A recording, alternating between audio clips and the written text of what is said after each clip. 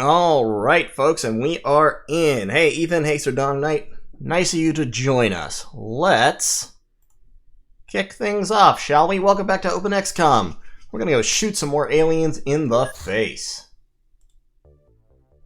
Now, I'm trying to remember where I was, because of course it has been a couple of weeks, hasn't it? I know I haven't been doing all that much during the quarantine, but, you know, sometimes that's just life.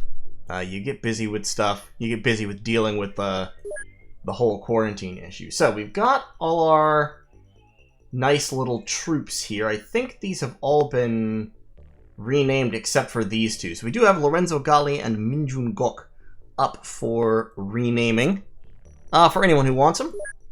But for right now, we're just going to roll on. Now, like I said, I have to try to remember where I was.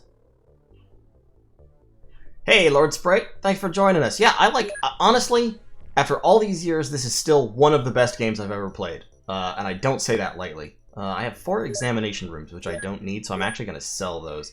Examination rooms really aren't valuable for much, but they're worth a little bit of money. I also have a lot of UFO navigations. I do need some of these, but I will find more in the future, so I'm going to sell off 5 of them.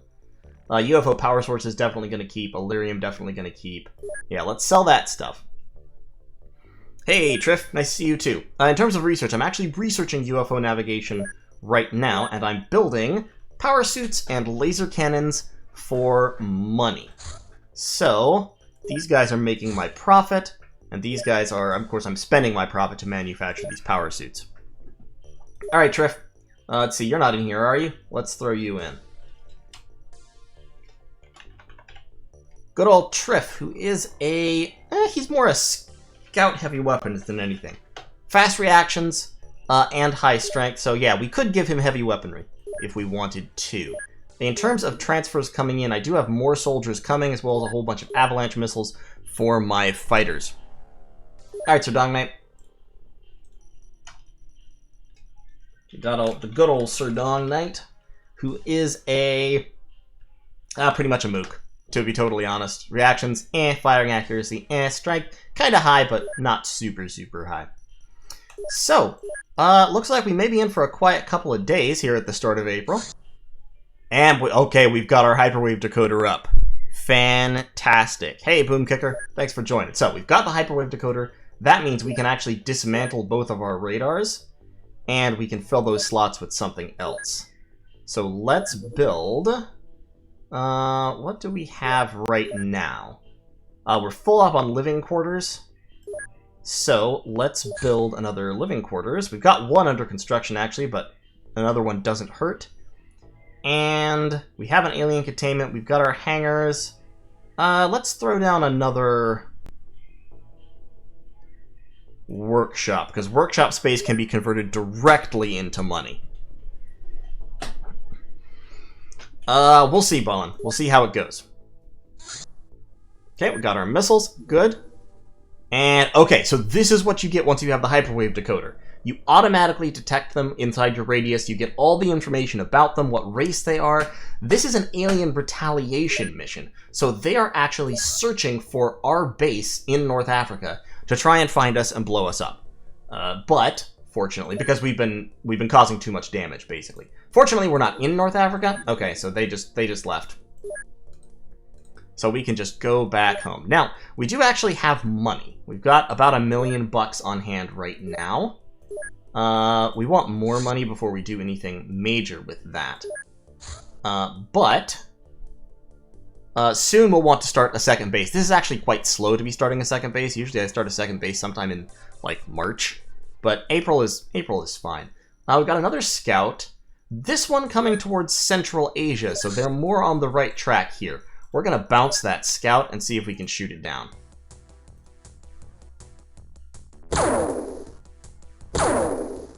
Oh, we missed. Okay, that's a hit, and a crash. Excellent. Okay, let's make sure that the Sky Ranger is tooled up, and we'll get ready to go out and get that scout. We have laser rifles. We don't have a tank right at the moment, so we are going to be going in pretty hot and heavy with the laser rifles. We've got an autocannon, we've got a rocket launcher. We've got 12 laser rifle dudes. And first of all, let me see how many people I have named right at the moment. So right now it looks like I only have 12 named unwounded soldiers. So we are going to need another couple of names. Alright, Lord Sprite. It makes sense to me. So, we got the good old Ballin Stalin here. Ballin Stalin is like almost a lot of things. He's almost a scout. He's almost a heavy weapons trooper. He's kind of like a heavy weapons minus, but I'm just going to call him a grunt. Sorry, Ballin. You're a mook. It is what it is. That's how this game goes. So we've got Ballin, and then we've also got this gentleman who I will name Meat Shield number 1, because we do need a 14th to make up the numbers. So Ballin and Meat Shield number 1 are coming with us. Now, Expanding Flan and the Sergeant. So Expanding Flan, Cats Are Evil, Dark, and Lich Torako are the ones who deserve power suits. And we do, as it happens, have power suits for them. So we got power suits on the important people, and then we'll start throwing personal armor on. We do have 2 more power suits, so let's see. Actually, tell you what. A couple of our squaddies could get power suits. Let's give Anti-Magnus a power suit, and he will be our autocannon dude.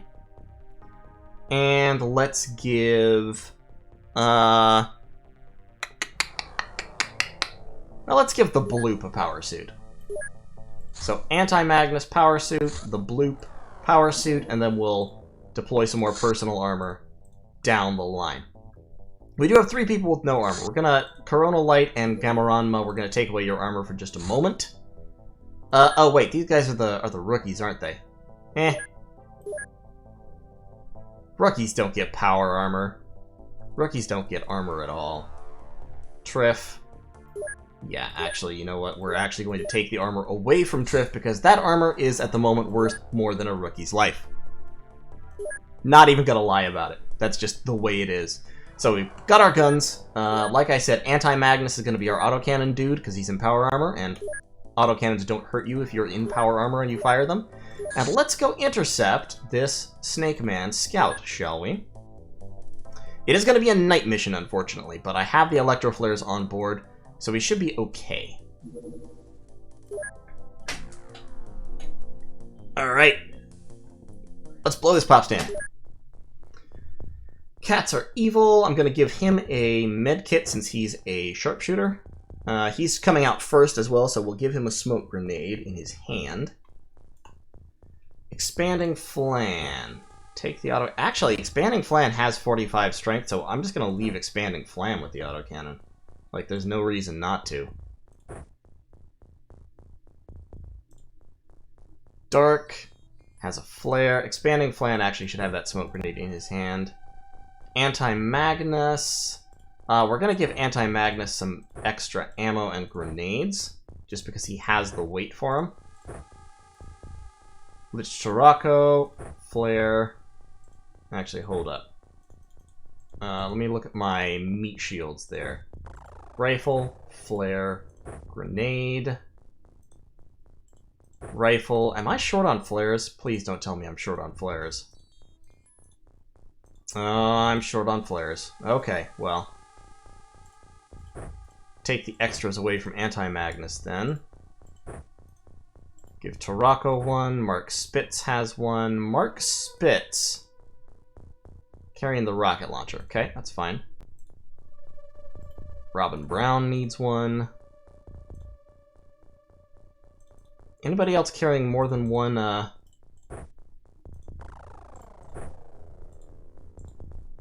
more than one electro flare? Let's get a grenade in there. Get a grenade in there for you. You can carry the spare rocket.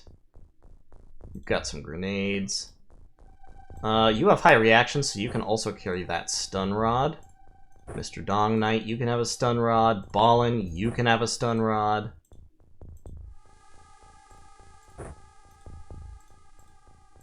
I think I may have just one for... I don't even have one for everybody. Darn. Okay, cool. Let's do this thing.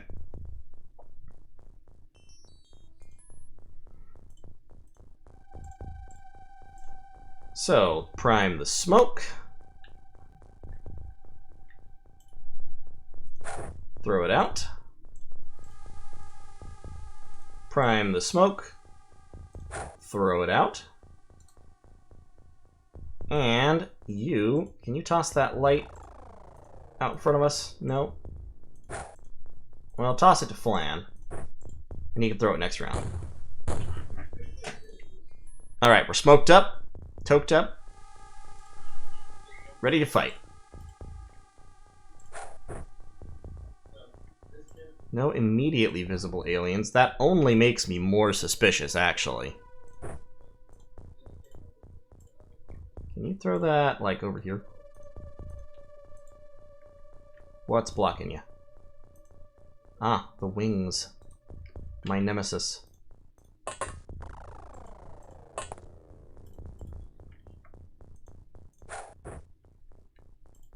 Alright. We're not in a corner, unfortunately. We've got the wall pretty close to us on that side.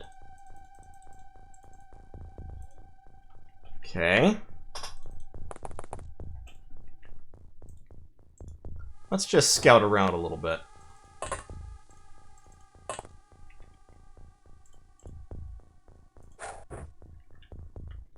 Alright. There's the UFO. Great.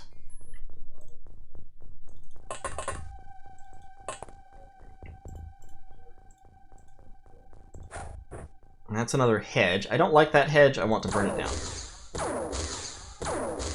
Give me sight lines.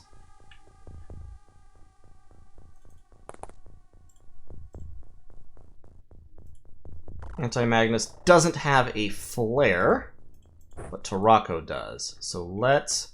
Where else do we need flares? We need flares up there, we need a flare over there, we need a flare down here.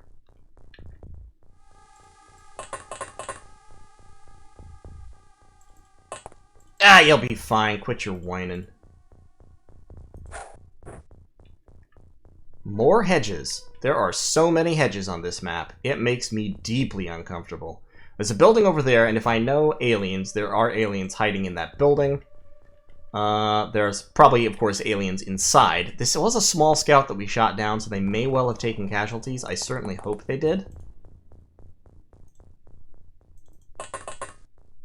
So, Flan, come over there and kneel. Anti-Magnus.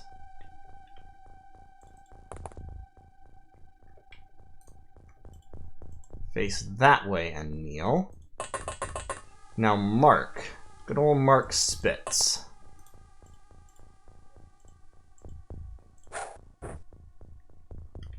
Okay, so that's the edge of the map. No sign of aliens there.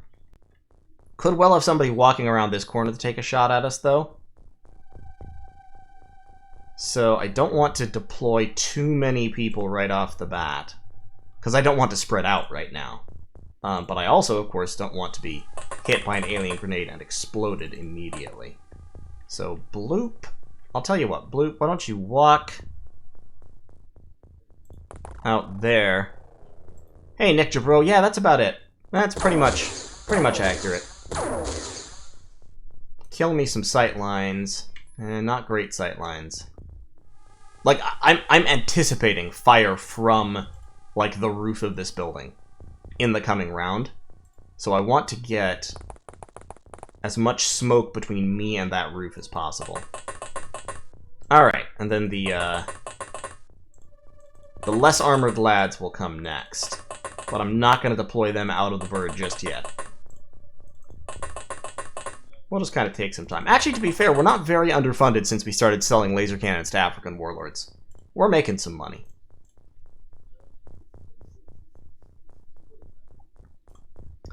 Alright, no movement and no fire. Interesting. Interesting, interesting, interesting. I'm fascinated and somewhat terrified by that. There it is. Shit. One shot, too. Okay, so, yep, like I said, that was from the building. Oh, brother, where art thou?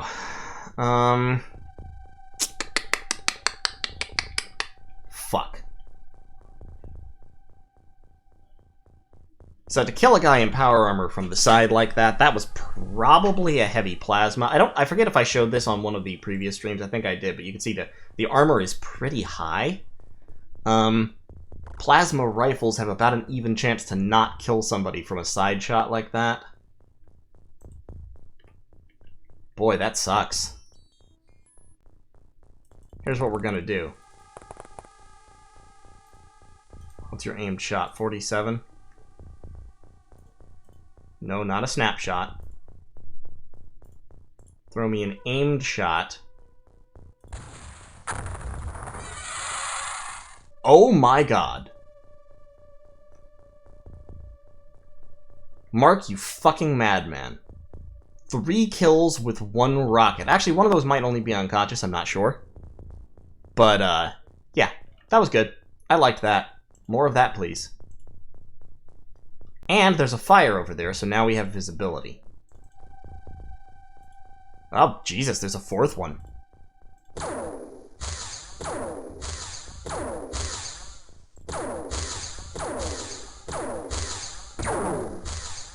As you can see, snakemen are fairly tough. They take a lot of laser shots to put down.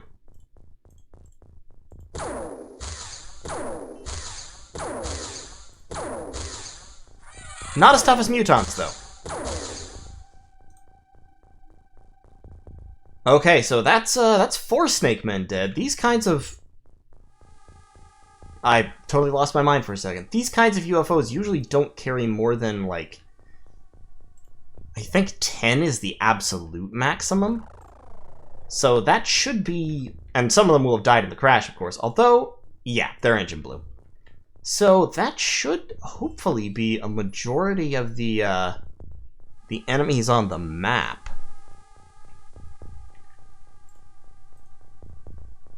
Let's get so, okay. So we got visibility over there somewhat from the fires. We got 4 dead aliens.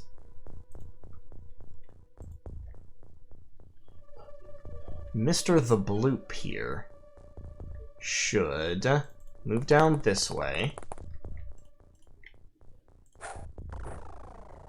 Give me some visibility into that orchard. It's not a big map and it doesn't have a lot of cover. I mean, I think there's only the 1 building and the UFO plus a couple of orchards.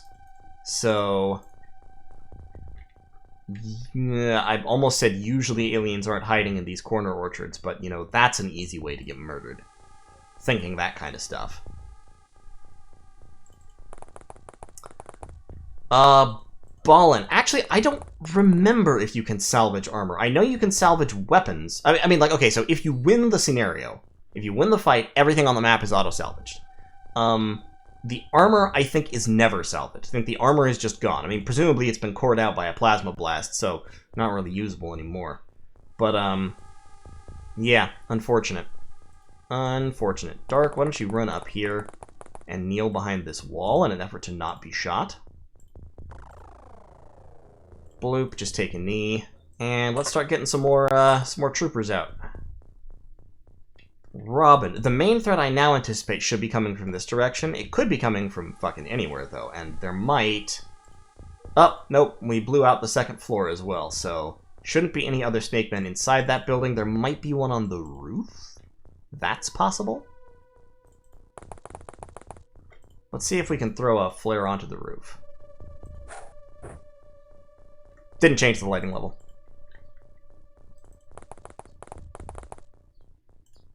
Let's use Robin Brown to, maybe attract fire. Oh, we've got Joseph Gustafsson.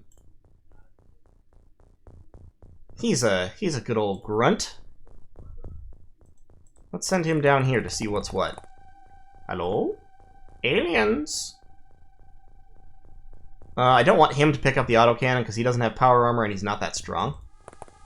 So we'll just have him kneel there to attract fire. Good old Sir Dong Knight can, he's kind of medium strong. Let's get him over here behind this fence, but a little bit out in the open, so if anybody shoots, they're likely to choose to shoot at him.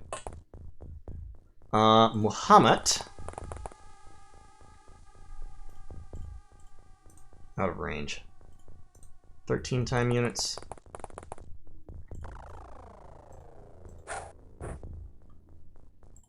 Okay. And Triff. Hide. Good old meat shield number 1. Come out there.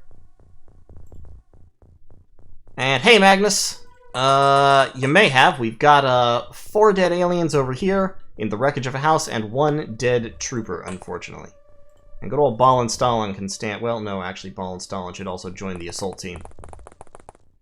There we go. All right.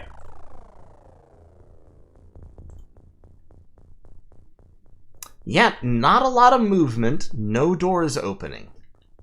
I mean, that was fast. That was like a fast little turn. So that makes me think there's probably only 1, maybe 2 left, and they're not doing much. I don't know if the door to that UFO has blown open or what. But we are going to get either the bloop or anti-Magnus. Probably the bloop, actually. Should pick that stuff up. Let's get meat shield number 1 down here.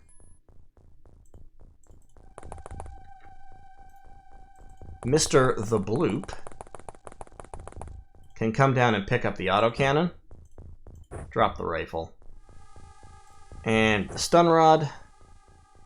1 mag should be plenty. He's going to be our breacher, since he has heavy armor plus the weapon. And somebody woke up, or was that just... No, that's somebody new.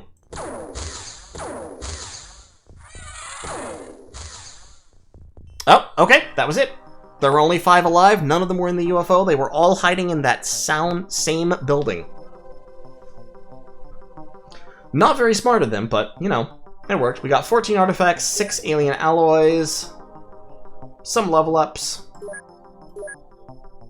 We are short on smoke grenades, and Lich Tarako just got promoted to captain. We did lose Expanding Flan, unfortunately. Rest in peace, Flan. So, back to base. Let's sell some stuff. Let's buy some stuff. Plasma rifle, go away.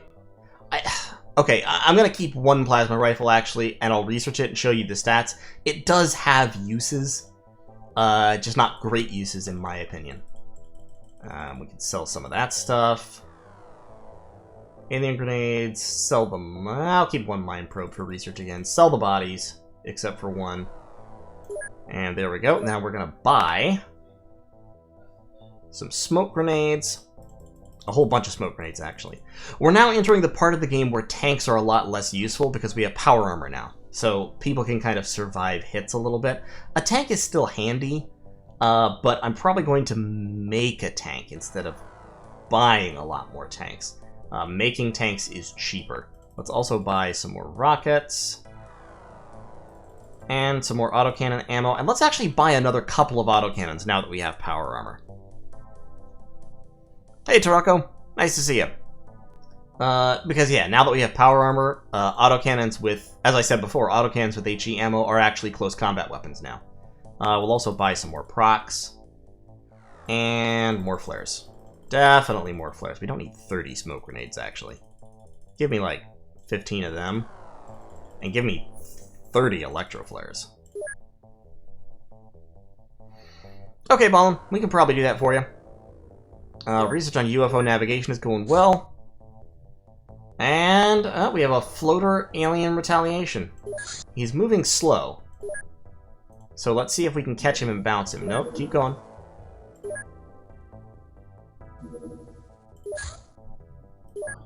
He was going this way. There he is.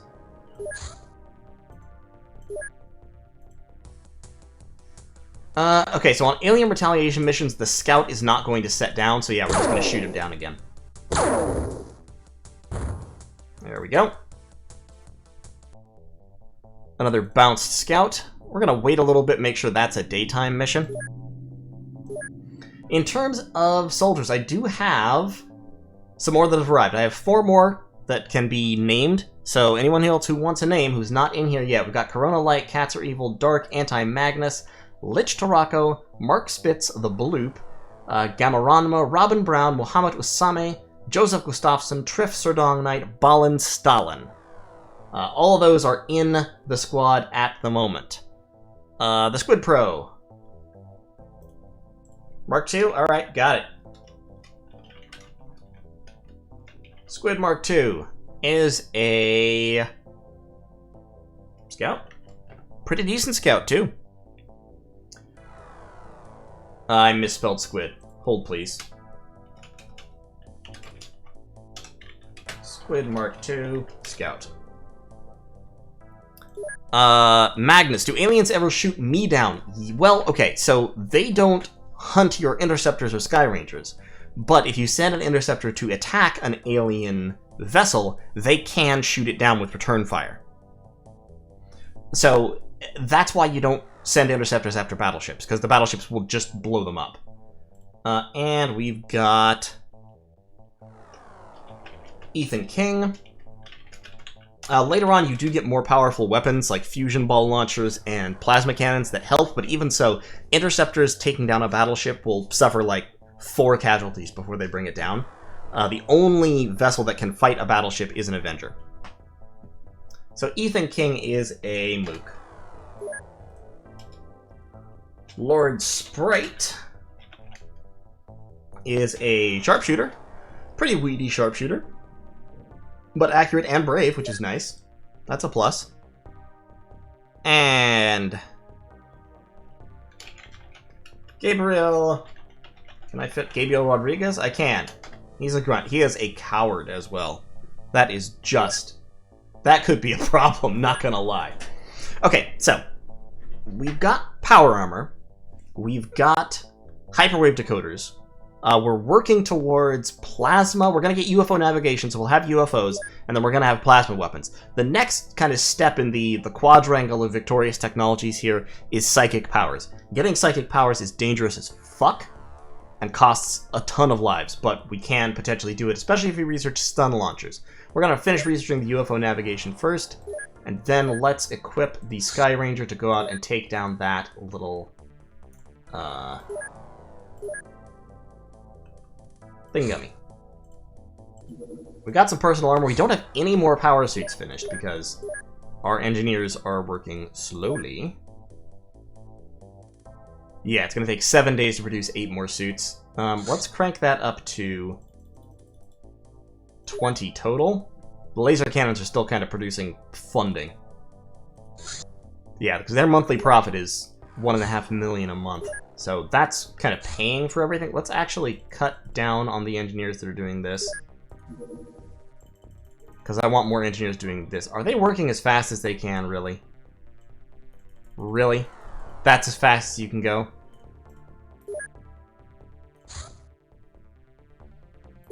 Wait, Azar's left 26? No, you can do it a lot faster than that. That's a lot better. Okay, in terms of my living quarters are still full. 6 days I'll be able to recruit a whole bunch more scientists and engineers and stuff. And I don't think I have my stuff yet.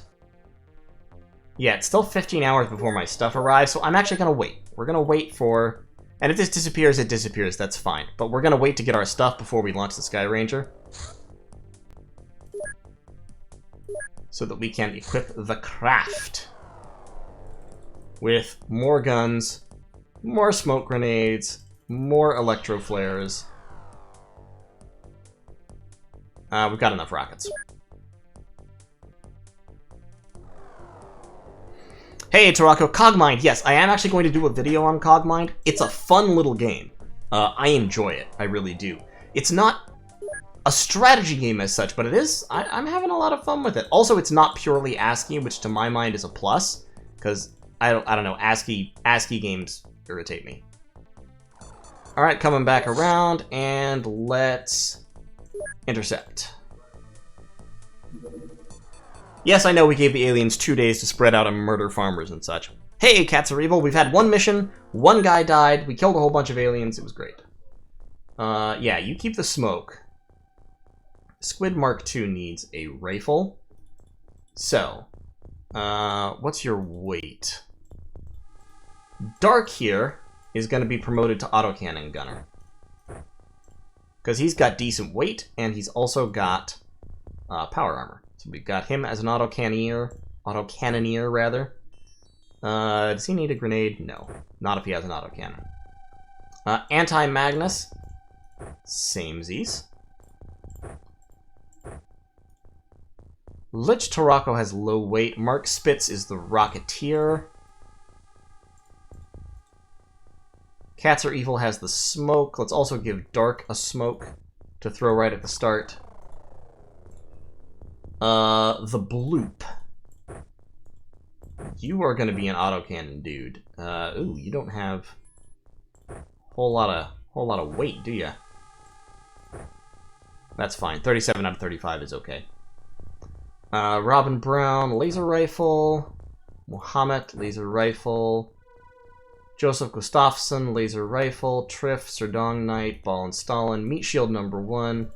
Squid Mark II gets a laser rifle and some grenades and such, as well as a stun rod in the backpack.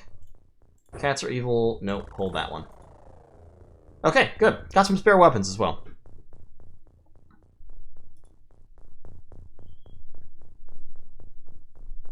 Are we missing a dude? We shouldn't be missing a dude. We're not missing a dude. We've got all our dudes. And ladies. There are ladies in this game. See? Or maybe that's just a dude with a ponytail. It could be. I don't mean to stereotype. Hup. Get the smoke. Secondary benefit of all this power armor, the guys in power armor don't care about smoke at all. Okay, that was enough hidden movement that there are definitely some aliens on this map. Like right there. So, let's see where we are. We are in a corner. Good. Excellent. Floater up there in the air, I think. No, he's on the ground. He's on the ground behind this hill. Can I hit him? I can.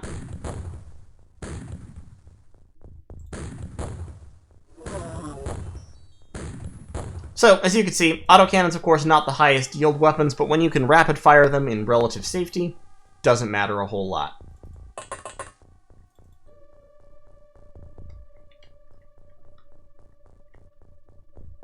That's true, Squid. Actually, I have a trans buddy here in Richmond who's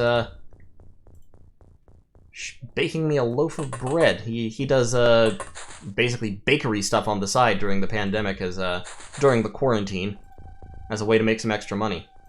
So looking forward to that. Where's my bread, Arky? Alright. That's 2. Probably shouldn't use Lich Tarako as a scout. I probably should use Anti-Magnus as a scout. Hello, aliens. Hello? Are there any aliens here? Wow, that UFO is really hiding from me.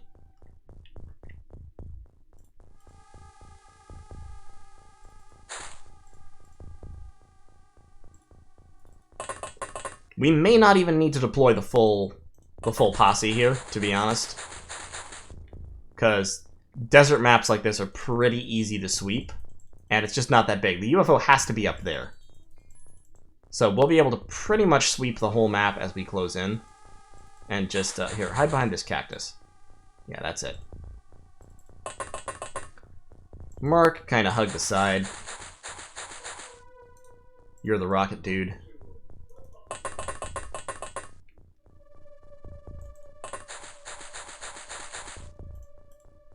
And I think in this situation we can pretty much just deploy everybody. Muhammad can come down here and stay kind of in cover of this hill. That should be high enough to block fire from that direction. He could still get clipped from the back, of course, but you know, that's life in XCOM.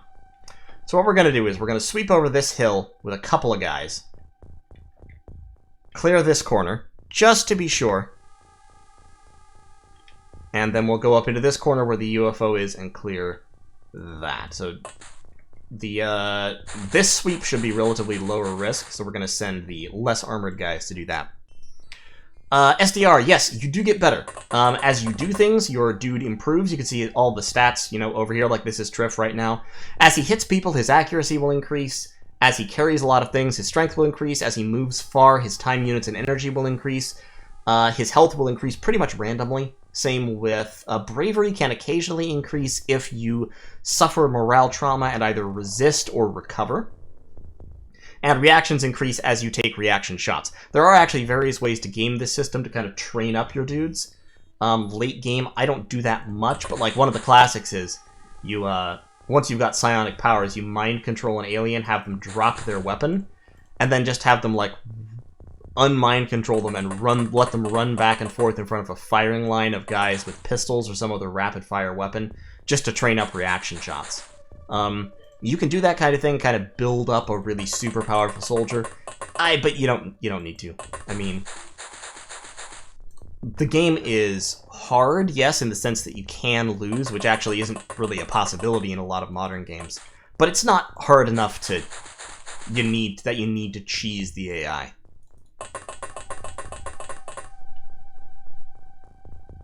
Squid, just, like, go that way. It's fine.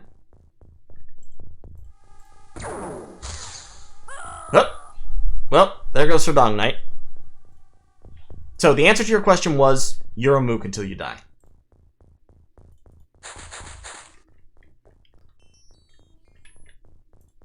Okay, there's the guy who shot you. Let's see if we can get a little revenge.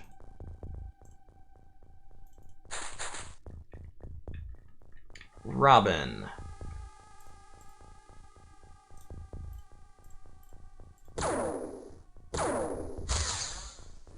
There we go. And that was all of them. 3 aliens killed, 7 corpses recovered, 1 operative killed. It seems like I always lose 1. Just to a random shot. So you can see here the improvements. Cats Are Evil actually improved a lot for no particular reason. Strength went up, time units, stamina, HP. Dark improved quite a bit. Robin Brown improved a lot, including +1 accuracy. Alright. Cool. Eh, he was just a rookie, who cares, right? Right, SDR?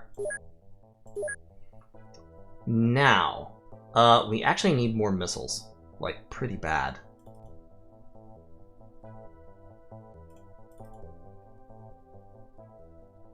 Sell the bodies. We're not getting a whole lot of loot from these missions, but that's okay. What we're going to do is we're going to buy a whole bunch more avalanche missiles real quick. We also have 2 avalanche launchers in storage for some reason. Why do we have 2 avalanche launchers in stock? I mean, that's fine because we're about to build a new base. So let's build a new base. And we're going to build this base over on the other side of the world, here in Central America. Actually, hold up. What did I call our base again? Corona Central? Yeah, that's right. So we're going to build a new base right there in Florida at, what is it, Mar-a-Lago? Mar-a-Largo? That'll be fine, Mar-a-Largo. And we'll put the lift there. Now, this is basically going to be a detection and interception base. It'll be small for a while, so what it needs is, first it needs a hyperwave decoder, which actually costs more money than we have, so we'll have to hold off on that. But it also needs a hangar. A couple of hangars, usually. Can't build right there because we aren't next to anything. So we'll get a hangar. We'll get a... I want to get that hyperwave decoder going. But I don't have the funds, so instead we will start with a general stores to, you know, stock parts and such. And then in 10 days, we'll start building off of that.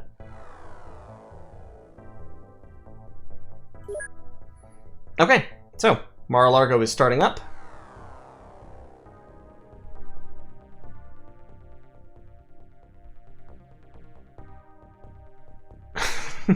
What, Squid? You think there are no murderous gangsters in Florida? I mean, they might be elderly, but they're still there, pretty sure. Yeah, 5 days for the living quarters. And we've completed research on UFO navigation. Sophisticated computers to navigate on Earth and through space, based on optical processors arranged in network fashion. I think that sounds to me like gobbledygook. Or rather like something that's trying to sound much more complicated than it actually is. And you control gravity waves to move in different directions. So now we can research flying suits and UFO construction. I'm actually not going to do that right off the bat, though. First, we're going to research plasma. Heavy plasma guns are incredibly useful in this game, and they will open up the other higher level plasma research, like plasma cannons for our interceptors, which will make them a lot more effective.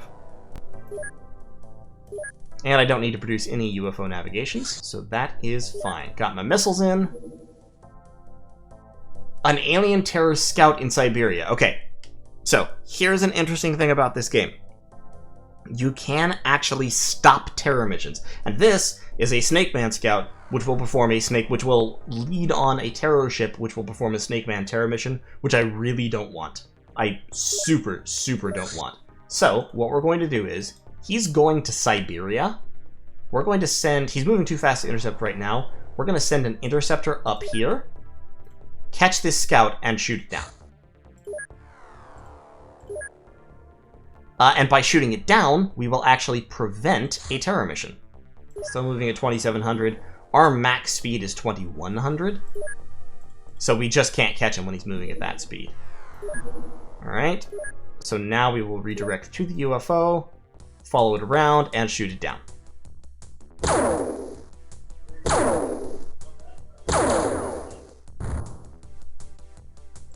Okay, the UFO is running away. We will send our next interceptor. Interceptor 1 will return to base because it's out of guns. I really hope he doesn't just run. Nope, okay. He's gone low and he's moving slow.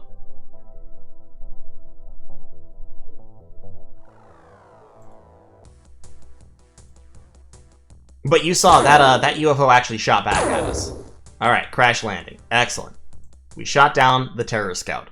So we will not have to deal with a fucking chrysalid terror mission in Russia.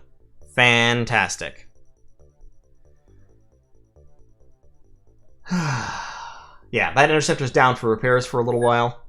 Let's equip our Sky Ranger here with Ethan King. Actually, you know what? We're going to leave Lich Tarako and Dark home. We'll take Lord Sprite and Gabriel Rodriguez as well.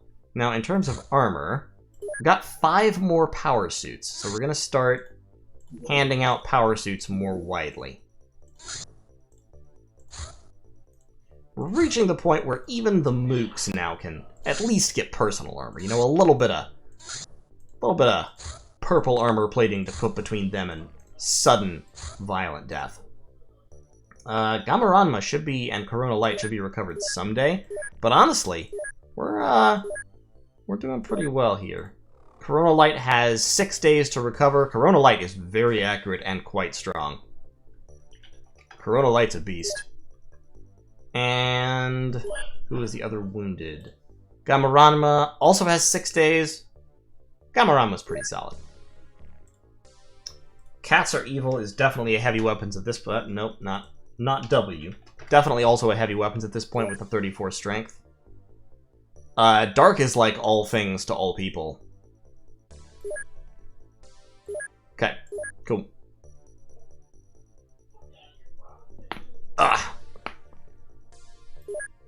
So, that would be a night mission. Do I want a night mission right now? Against Snake Men. I'm just gonna let the night pass before I go get it. Alright, and... wait, let me first check to make sure that everything is good on the Sky Ranger. Autocannons, rocket launcher, rifles, lasers, electro flares, stun rods, great. Now, at this point, most species we really don't need to take prisoners of anymore. Like Snake Men really have nothing that interests us in terms of taking prisoners. Give this guy a laser rifle and the usual grenade assortment along with a stun rod. Same for you, sir. Ethan King gets a rifle. Buckle up, soldier, you're in the army now. Triff. Let's give Triff an autocannon. No, the autocannon's too heavy for Triff. He's still a weedy baby man. We will give him some extra ammo, though, to help buff up his strength. We want it to be slightly overweight in order to get a strength buff. That's like the goal. The goal is you're either right at your weight or slightly above it. Who is a big, strong man, though? The Bloop is fine. Mark Spitz has the rockets. Anti-Magnus. Cats are evil. I guess Cats are evil gets an autocannon.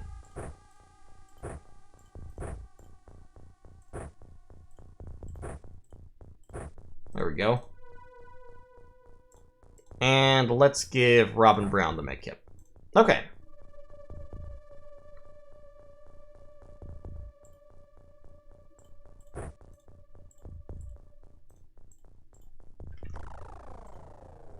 This is unfortunately a forest map, so it has a lot of cover on it.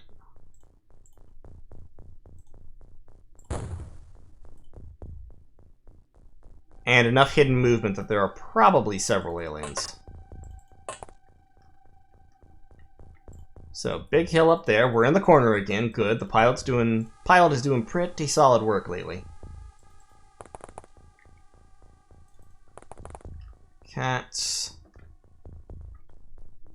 I'm just gonna rake the foliage a little bit, just to clear some sight lines if we can. Okay. And also built up a nice little corridor of smoke that should help protect us a little bit from that direction.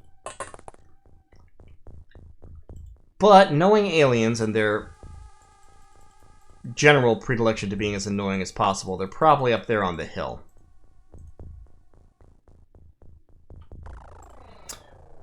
Yeah, Xenonauts. Xenonauts is a lot more like this game than the new XCOM games are. So if you like this game and not the new XCOMs, Xenonauts is, I would say, a lot closer. Let's kneel behind this tree, just for cover purposes. I actually should play Xenonauts on the channel at some point. I've played Xenonauts a little tiny bit, but not much.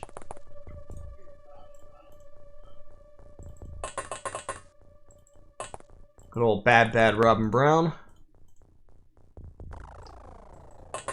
Let's get Muhammad. Let's get Muhammad to just move up towards the hill. See if we can make any visual contact. Nope, we've got about half the map uncovered. Don't see anybody yet. They must be up in that corner.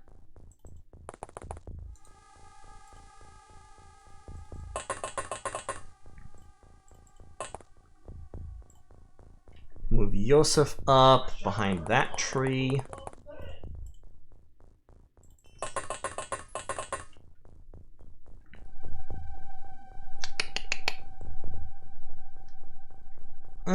Treff, why don't you get off on this side? And then the last 6 will wait a moment. Until the power armor guys say that the area is clear.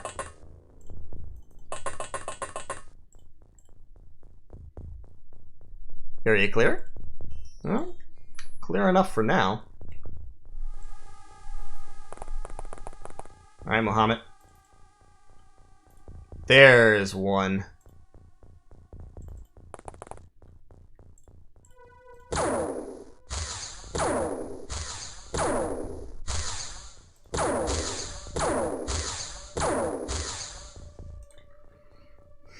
And no hits.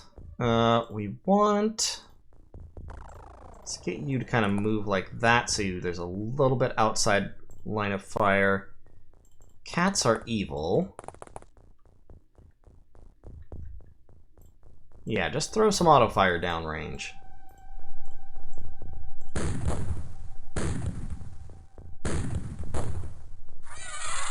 There you go. That's a solid kill.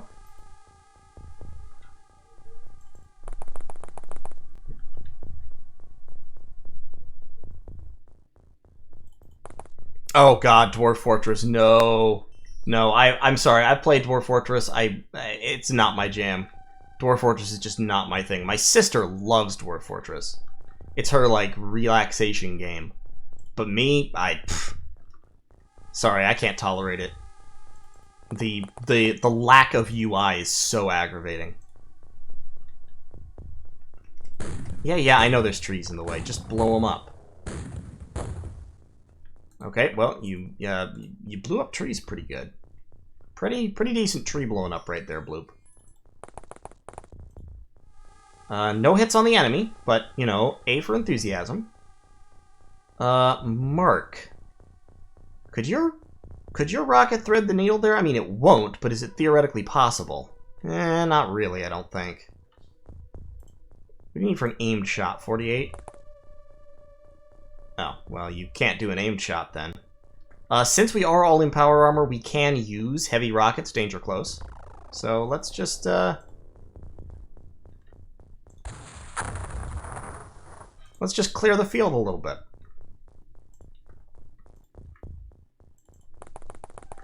Maybe that'll let Triff take a shot.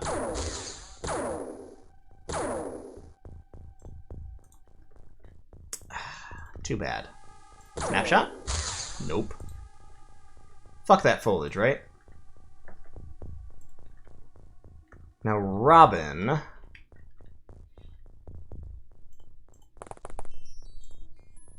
Aimed shot takes 32 with 66% accuracy. And let's just have you walk up here and pump an auto shot downrange. There you go.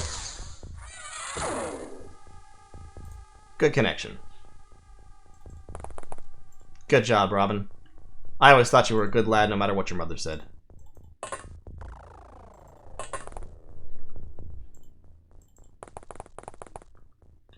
And now, I still don't see the UFO. We got a few, got a few dead snake boys, but no, no UFO yet. I mean, it could be anywhere around. It's not up there, because that's too small, I think. It could be over here, actually, because pretty big area of map unexplored in that direction.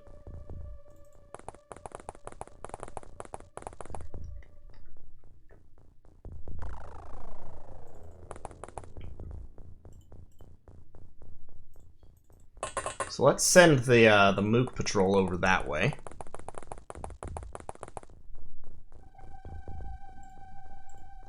Is it, though? Is it really getting a major UI overhaul? Because from what I understand, whatever his name is just doesn't do UIs. Yes, SDR, I do have something against trees. They block my sightlines. They try to protect aliens from my wrath. I strongly suspect, that they are in league with the enemy. The Arboreal Menace is nearly as bad as buildings. And everyone knows, buildings are the true enemy. You know, aliens are just kind of there. It's buildings. Houses, farms especially. Farms are really the most loathsome of the enemy assets. Magnus, why don't you just kind of get some smoke between you and the edge of the map there? And Muhammad.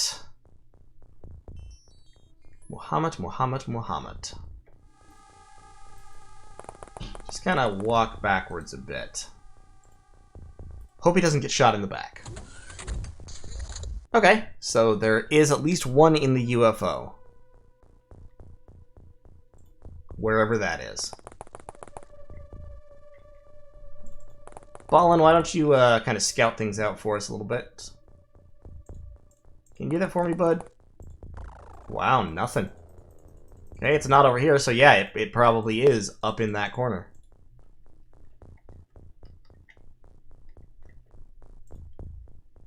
Ethan. Nothing?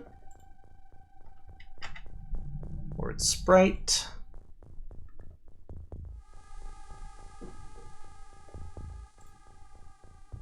Squid.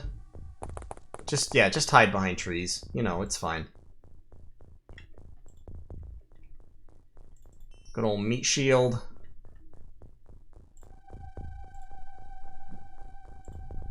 And Gabe. I don't see anybody. Send Cats Are Evil up. Since he's got the heavy armor and the short-range rapid-fire weapon with the explosive rounds.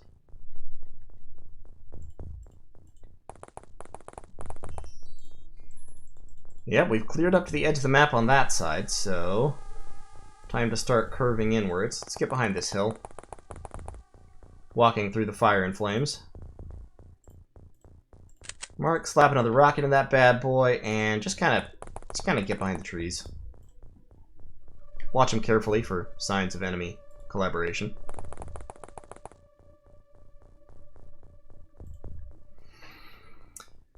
Gabe, armor isn't a lie. Like, it is definitely better than not having armor. But it's not like, you know, it's by no means a guarantee. You can absolutely get waxed in armor. Oh, a friend. A snake friend. Do I have anybody who can shoot over that hill? It looks like he only has a pistol. So he's not super dangerous to power armor troops.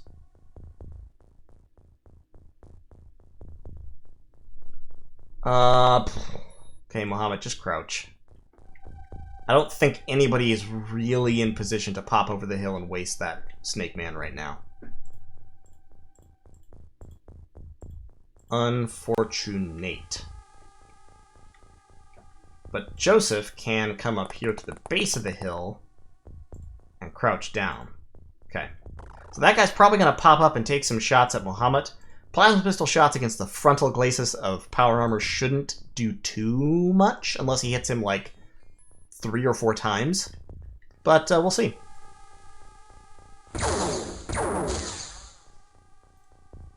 See? There we go. It just bounced the shot completely. That's what power armor's good for. Now, what we want is we want to shoot that guy with someone who is far enough away that he can't see them. Like Ball and Stalin.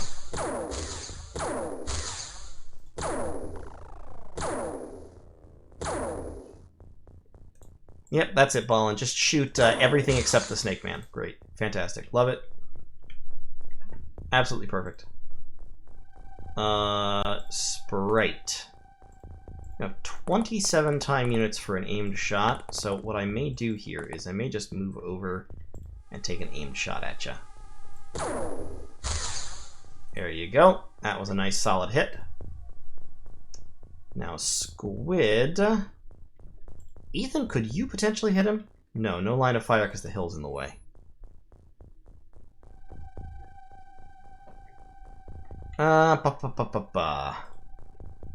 He did move around and then shoot, so he's probably low on time units. I just don't want to take the risk.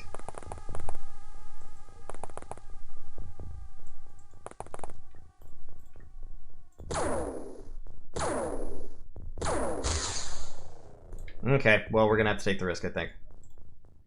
So, Anti-Magnus.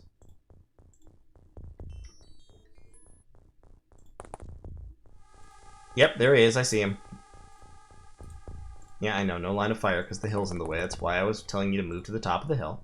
There's the UFO.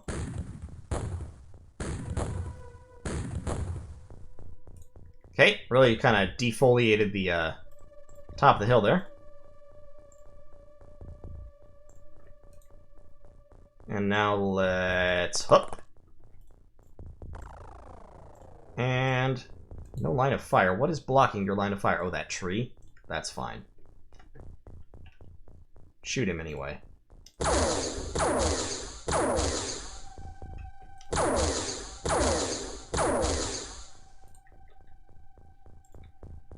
You see? See what I mean? Trees are the enemy. Trees are the enemy.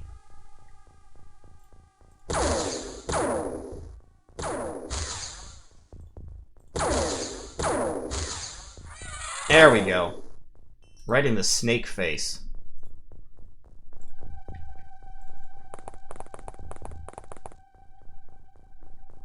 Joseph. Joseph, my friend, my buddy, my pal, my lad.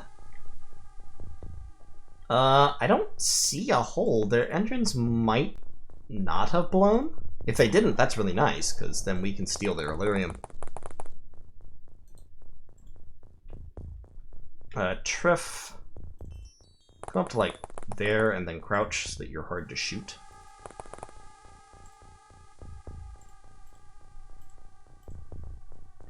Meat shield number 1. You are not performing your duties adequately. You should be in front. I guess it doesn't help that he's slow. Makes it hard for him to be an adequate meat shield. And yeah, I don't think there's anybody down in that corner. I think whatever's left is inside the UFO.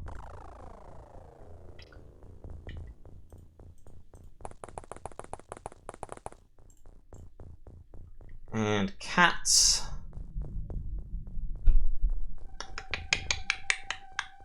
Yeah, once again, kind of stay behind the crest of the hill. Won't guarantee you won't get shot, but at least it'll make it a little more complicated.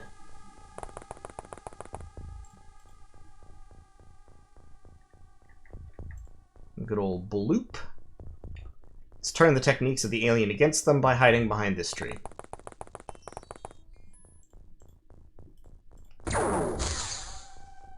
Okay, more plasma fire. Once again, pistols. These guys are not very heavily armed, which is nice. I approve of my enemy not being very heavily armed, personally. And there we see the virtue of the power armor. That was close enough that would have scared me if it hadn't been for all this power armor I'm wearing. No line of fire. Why is there no line of fire? Oh, the hill itself is in the way. The hill conspires against me. Bloop. Come on now.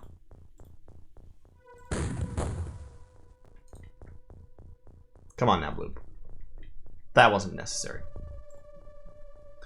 Let's get Robin up there. And let's get Muhammad up to here, where he can have an angle. Does he have an angle now? Okay. If he has an angle now.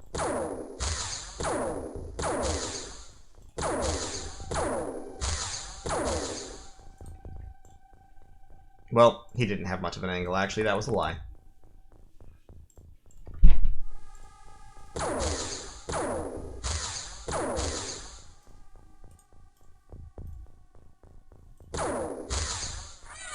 There we go, finally. So, that's, what is that? 1, 2, 3, 4. I think that's 4 dead. Yeah, 4 dead. Probably another couple around. Cats are evil. Can you make a rush yet? No. Alright, well, work your way around the side, then.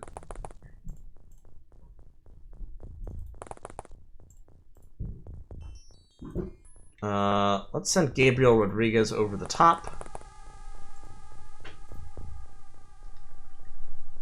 And ball install and just make absolutely sure there's nobody over there.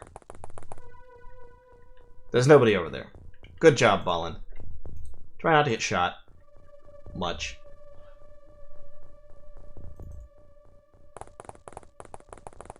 Meat Shield. Meat Shield is now in the position where if somebody walks out of that door and turns left, they will immediately shoot at Meat Shield instead of anybody valuable, which is great.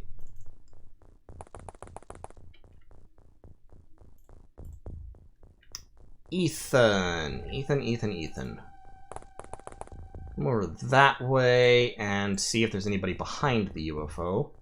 Lord Sprite will join you in your quest.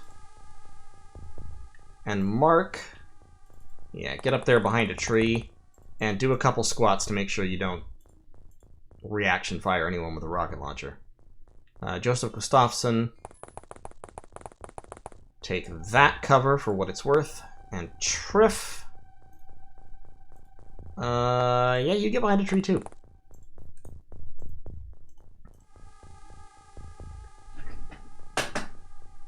Okay. Oh no, Ballin. Nobody is taking on chrysalids in really any capacity until we have heavy plasma weapons.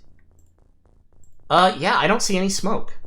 I don't see any smoke on the roof of the UFO, so which means either their engines didn't blow or the explosion was contained. It could mean either. It's hard to tell. Unless that's a hole. Unless that's a giant rectangular hole in the middle of the roof. That's also possible. Because we can't really see on top. There is a way to check that, actually, which is you throw a grenade on top of the UFO, and if it falls through, hey, there's a hole in the roof.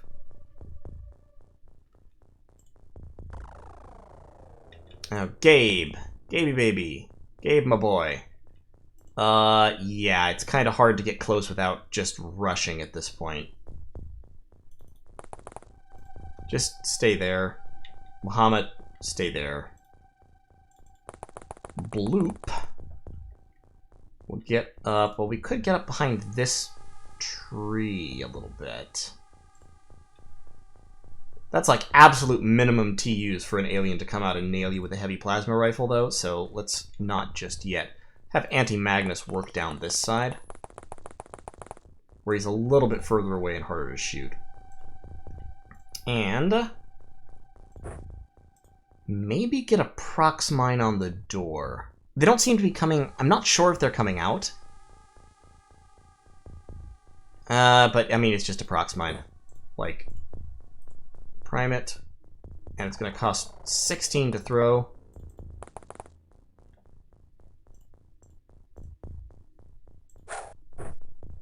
Alright, good placement. Excellent, excellent, excellent. Triff. You have fast reactions, but you're badly placed. Mark, go down that way.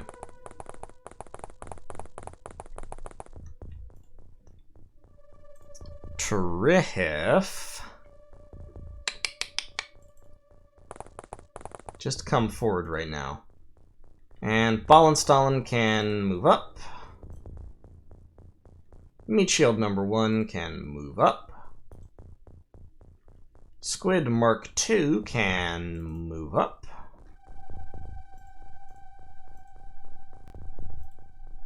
Cats Are Evil can move up. Cats Are Evil is probably going to be the breacher if we end up having to breach. Yeah, nobody's coming out. So cats go right there up against the wall. Followed by...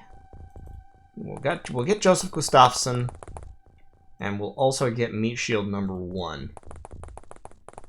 Meat Shield number 1 may actually go first. Squid, join the party. We're just going to set this up nice and careful. And then all immediately be shot anyway, because sometimes being careful just isn't enough. Now, let's test this grenade thing.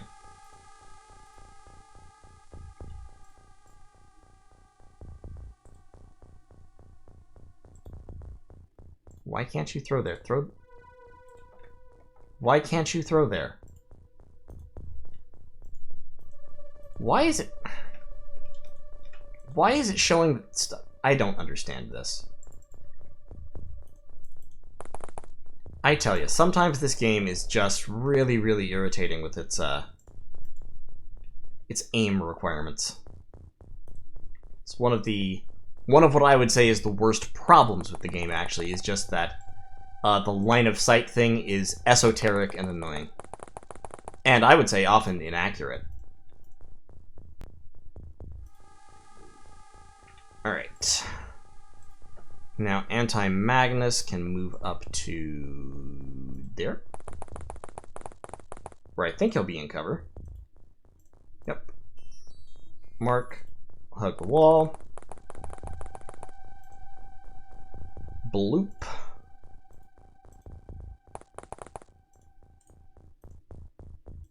Okay. Yep, nobody. Alright, 1 second. Let me try this again.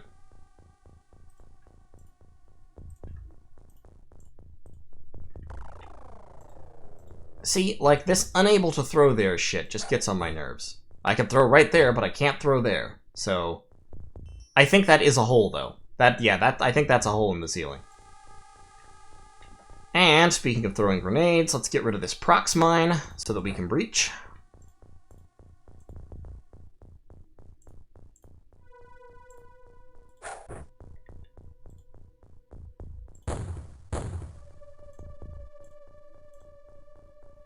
And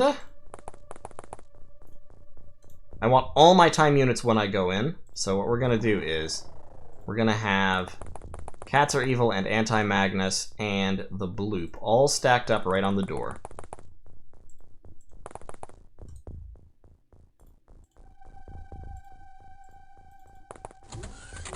And in we go. There's a guy.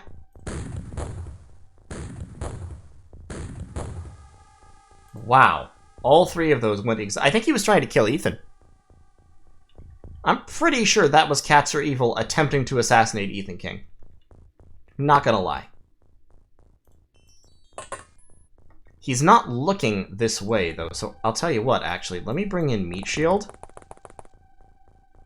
And try to kill him without much collateral damage. Excellent. Fantastic. I didn't want to damage the UFO navigation and the artifacts that would be lying on those bodies down there, so I thought I'd take the risk of a laser shot. Great. Okay. No casualties that time. Rating okay. Notice how the rating doesn't change when someone dies versus when they don't. And guys, you better be careful because Meat Shield is improving rapidly. Getting much, much better very quickly. Okay. Hey, Henry. Hey, Gretel. Alien Retaliation. They are convinced that I'm in North Africa. I'm just gonna go shoot this guy down again.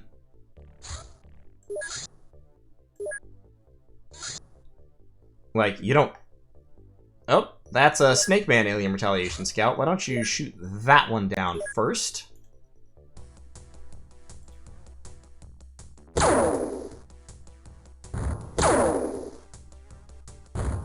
Excellent.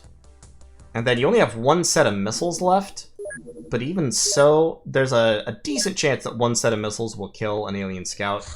So I'd like you to patrol around Africa, seeing if you can find that other one.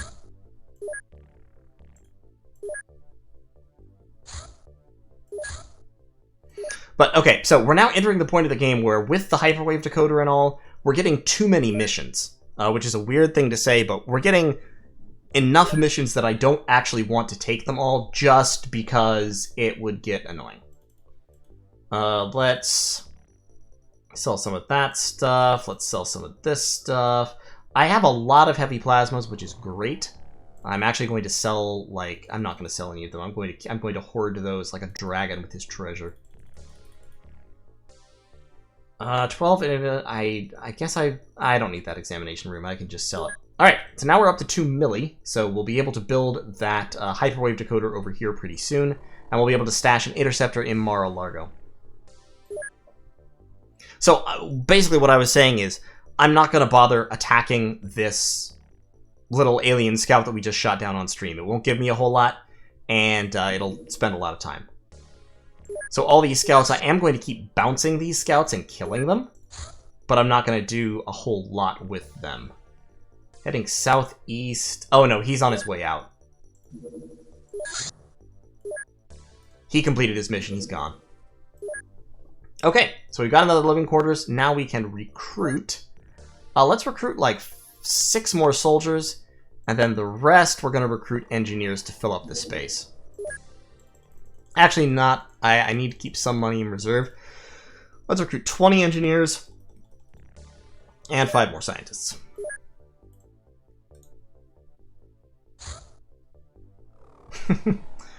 What? What's wrong with the base names, Gretel? What's wrong with him? We're just having some fun.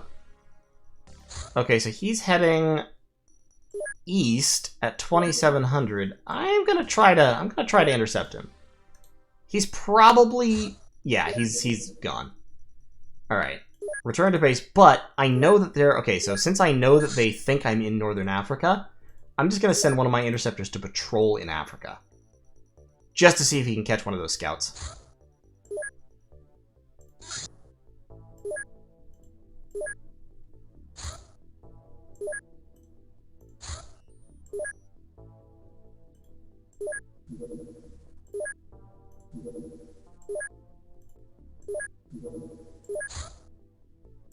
Because it looks like they're probably going to get some points from working in Africa this month. And I don't want them to. Okay, more scientists, more engineers, more soldiers. We are going to allocate these engineers to making laser cannons for more money. More money, more money, more money. Bala, no, I'm not going to attack that mission. I'm just going to let time pass and me do research. That was just a scout that was shot down. And since it was shot down, it would have exploded. And it wouldn't give me a whole lot anyway. They will keep sending these scouts for alien retaliation missions until they find me. I'm going to keep shooting them down, because I don't want to deal with an alien retaliation mission hitting my base just yet. So I'm just going to keep on sending out the interceptors, catching the scouts, and shooting them down. It's the only way to stop an alien battleship from coming. I guess they do stop eventually, but okay, I'll probably take this mission, just because there's been enough of these things. It'll get me some guns and money and stuff. See, look at this. There's so many alien retaliation missions in Northern Africa. Once again, he's leaving, because I don't have radar coverage over Africa. But, I mean, it is what it is. They think I'm there, and they're hunting for me assiduously. Why have I only got 600 grand? Oh, because I hired all those guys. That's right. Okay, well, that's fine.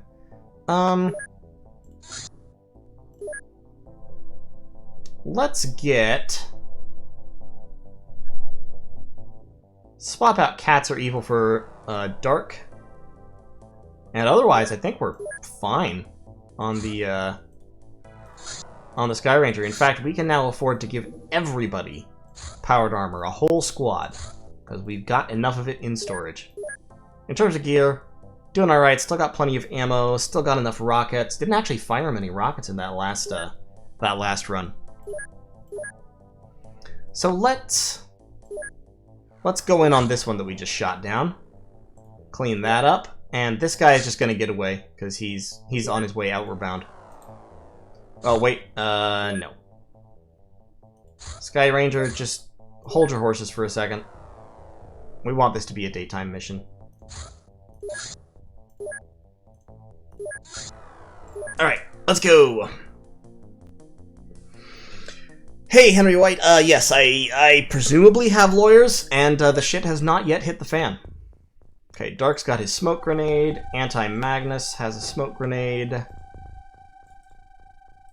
Everyone else doing fine, feeling frosty. There's nobody new on the team, so we're all good. I'm actually gonna swap the bloop back to laser rifle. Having 3 autocannons, I think, may be a little bit overkill, but, well, you know. 2, I think, is a decent number. Get the smoke out. So we are all tooled up in our powered armor, looking fresh, feeling good.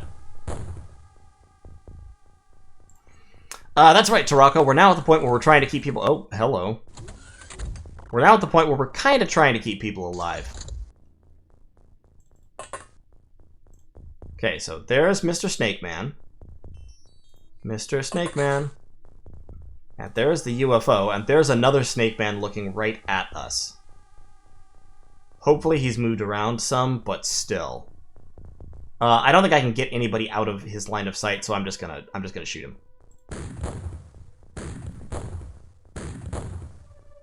Anti-Magnus, please. Okay, good. Mr. Snake Man. Snake me a man. There's the... Oh god, we're bracketed.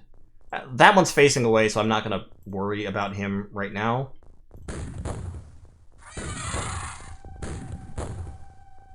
Okay, so we blew up the body, but we kept the plasma rifle, which is good, because that's the part that makes money for us. I don't want to shoot him with a rocket. I would rather shoot him with a laser rifle, personally. I mean, I will shoot him with a rocket, but... Great. Okay, so that's 3 dead. This is definitely blown. The odds of a UFO not exploding when they're shot down are pretty low. It can happen, though, and it's always nice, because then you get that delicious Illyrium. I actually need Illyrium, because I only have like 100 or so in storage, and in the late game, Illyrium gets used for everything. I mean, it's used in the... hi. The fuck did you come from? It's used as fuel. It's used in your... it's used in the power suits. It's used if you have to manufacture ammunition. It uses Illyrium for your plasma weapons. You gotta have Illyrium. So I need to capture like hundreds and hundreds more of it. We're at the point now where if like a terror ship or a battleship grounded, I would probably go after it. I would like to have heavy plasma guns before I did, but those are only a couple of research projects away. And as you can see, we're cleaning up pretty nicely on these little missions now. Like, the little missions are no longer super, super dangerous. We may take a casualty, or a couple of casualties, but unless something goes horribly wrong, we're not gonna wipe on, like, a scout mission.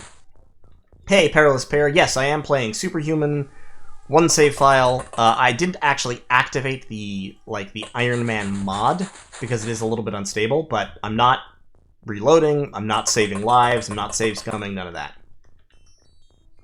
We live and die like true soldiers of the Alien War. So we got 4 dead pretty easily. We've got to line up in a lovely formation referred to as the shooting gallery. Meat shield number 1 can move up there. Yeah, SDR, we can certainly reincarnate you. Not a problem. Anyone who wants to be named, just note it in the chat. If you feel like supporting the stream and making sure that I don't miss it, you can, of course, super chat or donate or something that will pop up a message that will stay on the screen for me. No, that's not a crave and beg for money. Of course not. What do you mean? But if you just comment in the chat, and I will try to remember who it is who wanted to be soldierized. There's another... Oh, shit. He has a heavy plasma. Fuck. Everyone's moved. Okay, Robin Brown.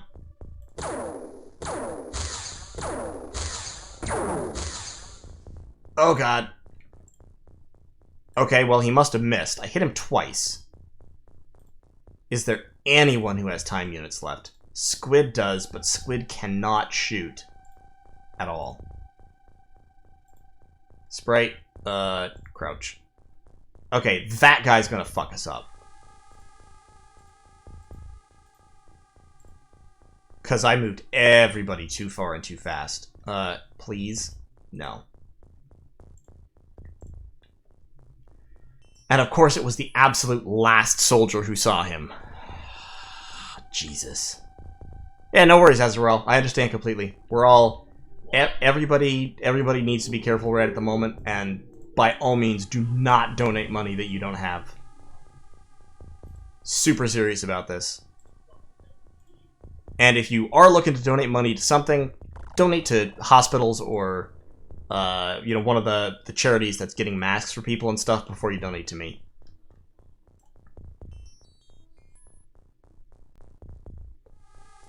Okay. So he has been hit twice, so his accuracy should be pretty low, but... Oh, this is gonna depend on what the AI does. Hey, Progressor, the casualty count on this mission so far is 0, but I think it's about to go up. So, what could happen? This guy could just stand here and volley heavy plasma fire into us. If he does that, he'll likely kill a couple of people. He could throw an alien grenade. In power armor, alien grenades aren't as dangerous, but if they land directly on someone, that someone is still dead.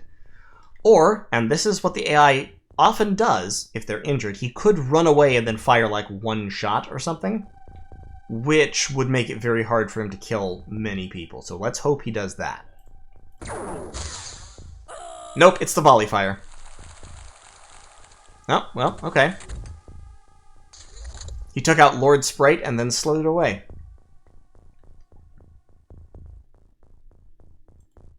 Alright.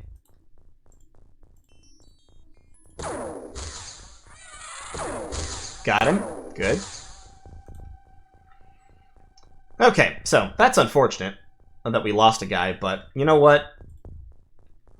No harm, not much foul. At this point, the issue is that at this point, casualties become expensive because every casualty that's in power armor does cost me Illyrium. And like I said, I don't think the armor is salvaged.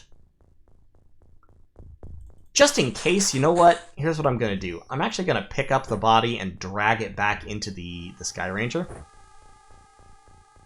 I don't need the rifle.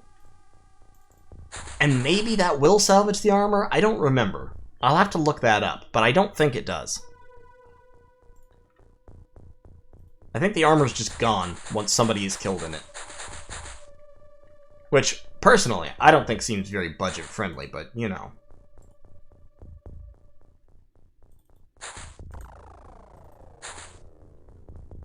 Okay, who'd you see? Snake Man down that-a-way. Robin Brown. Let's take some aimed fire at him.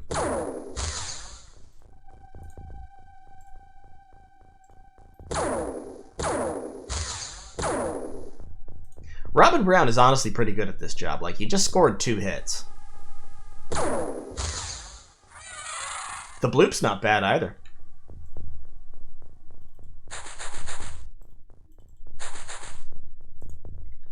Now, also, as a note, and this isn't really relevant for you against the aliens, but it's something you have to keep in mind when you're fighting the aliens if you want to cheese.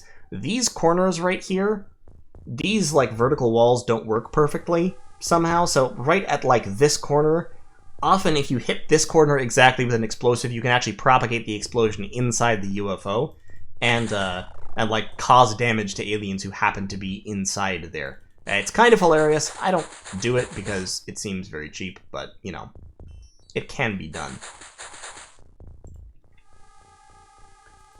Okay, so let's get some troops going both ways around the UFO. We'll get Squid Mark II standing right there to provide covering fire if necessary.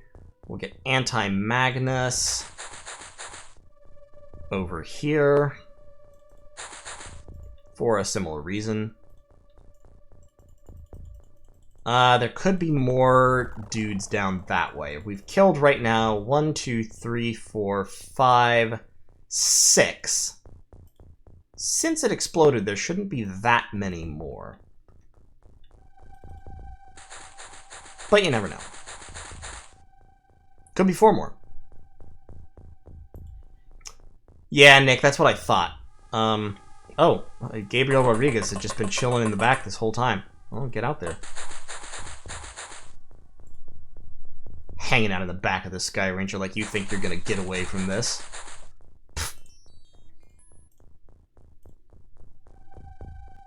Yeah, just dump the body.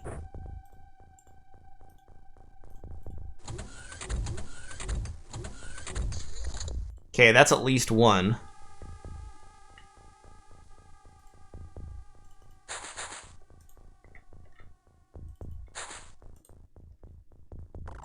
And that is the wall. Okay, so Muhammad is going to stand right there, aiming down sights.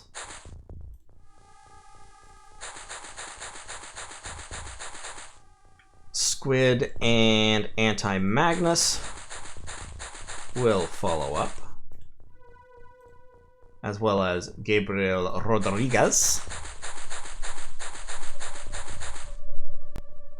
Hey, Justin, I do too. That's why I'm still playing it after, what is it now, 26 years? 26 years. It's a great game.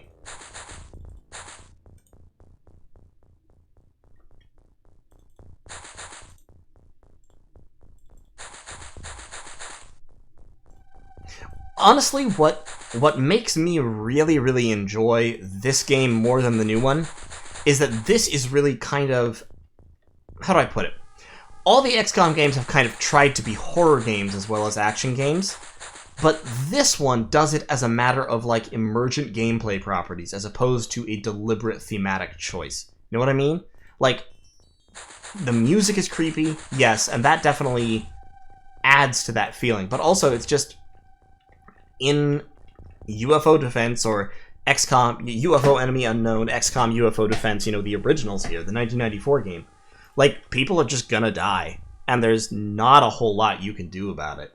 If you're really, really good and also kind of lucky, you can keep the casualties down, but I have never seen anyone who wasn't save-scumming like a madman get through this game without any casualties, and even if you are save-scumming like a madman, you're still probably not going to manage it. And you have these large squads. You can have multiple squads. You can hire a ton of people. You really feel like, A, you're running an organization, not like a little tiny strike team, and B, you're fighting a superior opponent. Like, the aliens are just better than you. All through the mid-game, even into the late game, the aliens are, on an individual basis, a potent threat. Your troops are never safe in this game. Which I think, honestly, is good. I think that's a solid way to design a game like this. To make sure that there is an ever-present threat. Even when you're in the highest level armor in the game with the most powerful weaponry and very, very good skills, you could still have a snake man carrying a heavy plasma, like, walk around the corner and just waste you with a headshot. Everyone is expendable. Not everyone is going to get out alive. Anti-Magnus probably going to be the breacher here, or one of the breachers. We'll get Triff down this way. I'd like to have somebody with enough TUs for cover fire. See if Squig can do it from behind the corner there. And then stack Gabe and Bloop up behind him. We don't need him. And Dark... Aha! Aha! That's what I was worried about. Wanted to make sure I wasn't missing somebody. Can you hit him? No. Okay.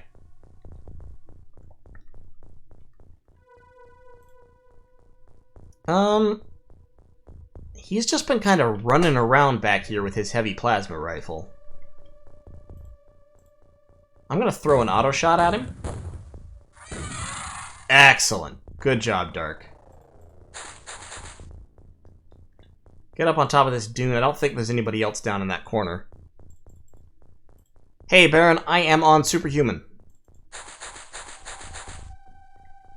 And we're playing Open XCOM, so this is the fixed Superhuman. The Superhuman that is actually Superhuman. Doesn't reset to beginner.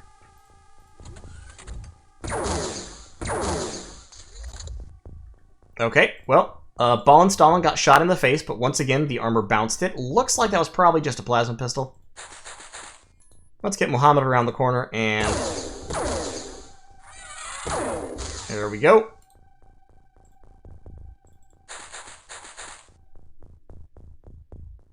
Meat Shield. Oh yeah, Battle Brothers does the same thing, and that's one of the reasons I really like Battle Brothers, to be honest. Like, I enjoy that. It's frustrating sometimes, but it's enjoyable. Okay, so we've got Meat Shield and Anti-Magnus lined up to breach. We got some more troops behind them. I'm gonna put Triff... well, Triff can't shoot from there, so we'll put Triff right here. And Squid. And Ball Stalin.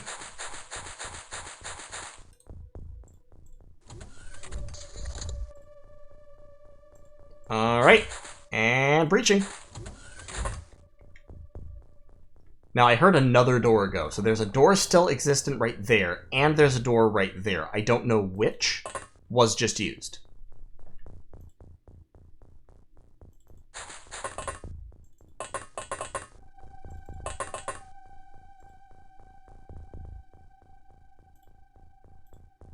We might take another casualty here. Just not a ton we can do about it if there's somebody waiting to pop out of one of those doors and open fire.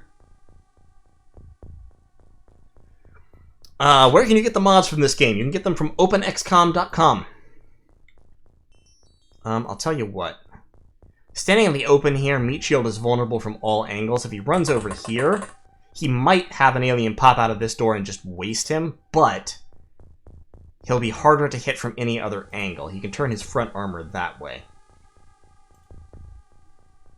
When you're playing this game in power armor, you kind of have to start thinking like a tank. And the others were actually going to duck back out to try and make sure nobody but Meat Shield gets horribly murdered.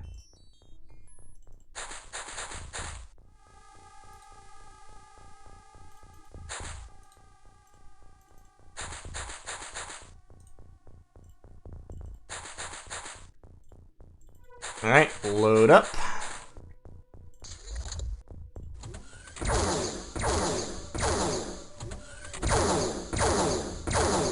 Jesus Christ. Okay, see, look, this is the thing. Powered armor, plasma pistols don't matter against powered armor. Front armor 100, the stats on the plasma pistol are just not high enough to punch damage through unless they roll super, super high.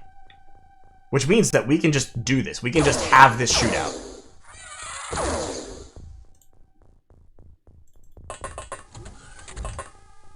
Hi, friend. What are you carrying? Alright. Who has a lot of time units?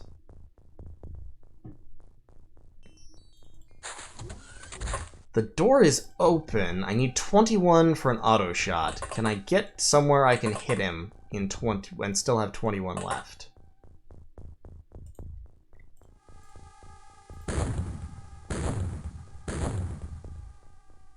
Got him. Got him out. Alright, cool. When we recovered a live alien, we did lose, unfortunately, one operative, but, you know, Meat Shield's rolling up on y'all. You better be careful. Meat Shield's doing good. He took no damage, by the way, from all of that. The Bloop got a whole bunch of accuracy. Dark got some accuracy.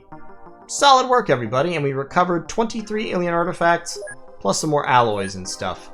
And lots of promotions. Lich Tarako became a colonel. Cats Are Evil and Dark are captains now. Mark Spitz, Robin Brown, and Meat Shield #1 are sergeants. Hey, here to last, we've run a few missions. Not a whole lot of deaths. We've lost Lord Sprite and I think 2 others. Let's look at our memorial here. Yeah, we lost Expanding Flan, Sir Dong Knight, and Lord Sprite. Expanding Flan was the only officer out of the 3, so alas. But you can see we are on superhuman difficulty. Total income and expenditures are almost the same. We failed 2 missions. Our best mission rating was 297, so not very high. We recruited 54 soldiers and lost 31 of them. Killed 114 aliens. Our average accuracy is 20%. All this stuff is kind of cool. 6 friendly fire incidents, accounting for 6 of our casualties.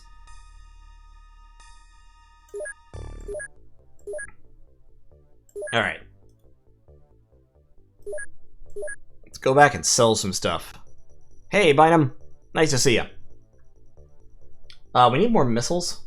We also need... That was a lot of plasma rifles. Yeah, this is interesting. They're not using nearly as many heavy plasmas as I would have expected.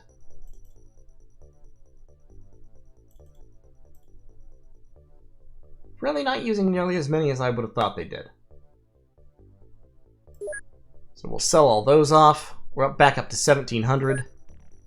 Still manufacturing, still making up a couple more power suits, some laser cannons. After that, I may make a laser cannon tank? I don't know. It's actually more expensive than buying a rocket launcher tank, but you don't have to buy rockets for it. And let's buy some more avalanche missiles. I need more storage space though, so let's build a general stores. Yeah, I know. Okay. There's another one of those scouts heading to Africa on a retaliation mission. Yeah, Baron, I know they do, but on Superhuman, usually by April, it's like mostly heavy plasmas, in my experience. Hey, Perun, yes, I'm alive. I know. It's been a while. Actually, he's heading towards kind of the Europe-ish Mediterranean area.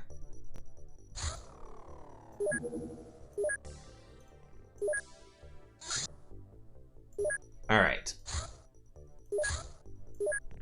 Hit that UFO, knock him down.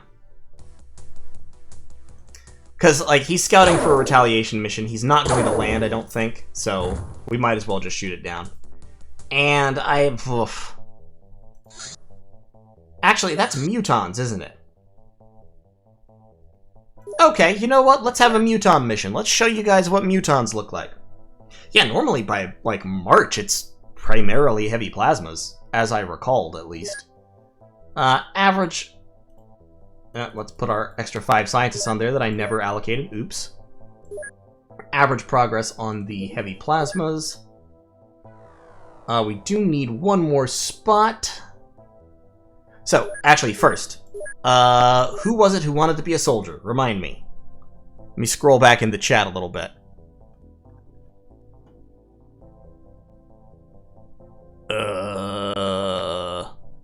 I don't remember. Who wanted to be a soldier? Remind me.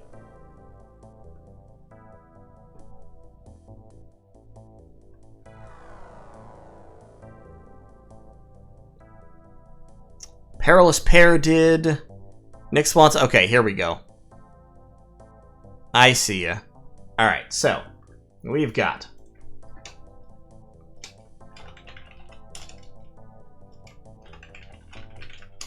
I don't know that I can... Okay, I can fit Humanitarian Raccoon in. He is a sharpshooter. Could also be a heavy weapons guy, but that's already a pretty long name. I don't know what happened here. They doubled up this person's name, apparently. Henry the White gets small font. And is a... like a... scout heavy weapons guy.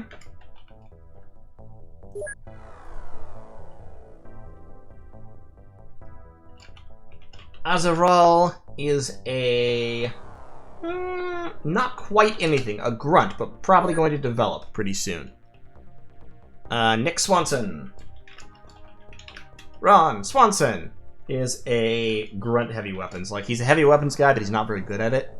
He's just big. Magma Bull is a mook. A grunt. And the Perilous Pair. Perilous indeed. He's a scout. He's a fast pair. Very, very fast fruit. And that is everybody, I think. Okay, cool.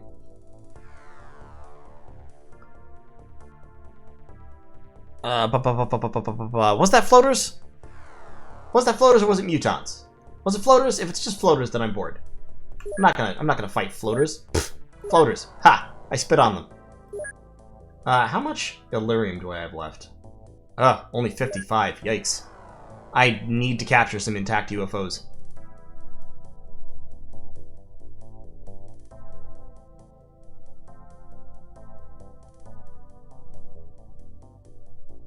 Sorry, just catching up on chat for a second. I know there's actually quite a bit of latency here for... I need to alter the latency settings for the next stream or something, because it always seems like I'm several minutes behind. Okay, so let's actually... let's modify the crew loadout here. We don't need Dark, he's a captain now. We don't need all that many sergeants. We'll take Mark Spitz away. We're gonna leave in Meat Shield number 1, because he's doing God's work here. Let's take away Mohammed and Joseph, put in Azaral and Nick Swanson, and Perilous Pair. And make sure that we have some armor for these lads. I need to keep making more power suits, because at the moment I'm just swapping them between soldiers. I would like to have one for everybody. But, you know, that's probably a little ways out. Power suit, power suit, power suit, power suit for everybody.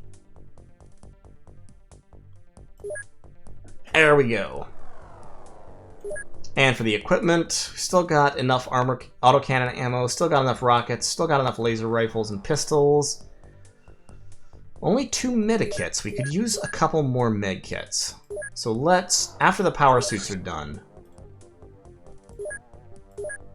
Yeah, power suits will be done tomorrow, and then we will, we'll start with medkits.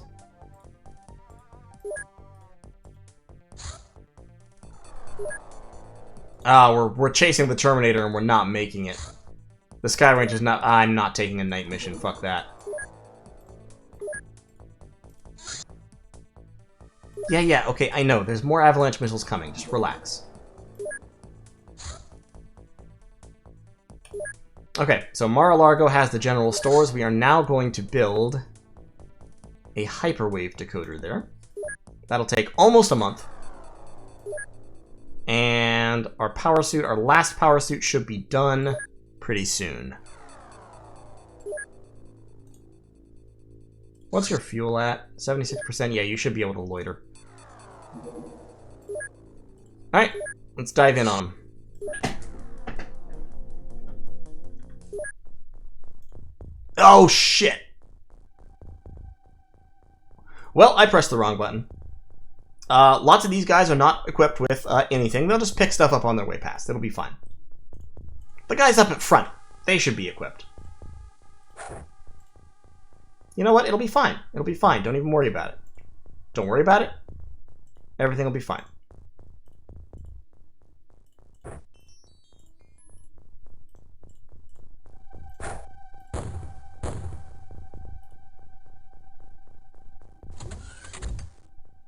Okay, UFO door. Just one, though.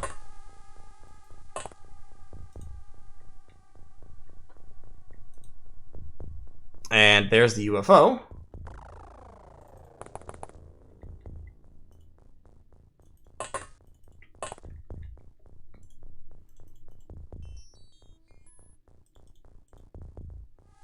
So, we're in the middle.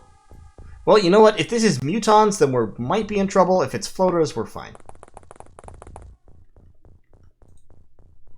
Look, Galdir, don't question the Politburo's strategy. Yeah, all of our autocannons are on the ground, as is the rocket launcher. Robin, take the rocket launcher and that rocket.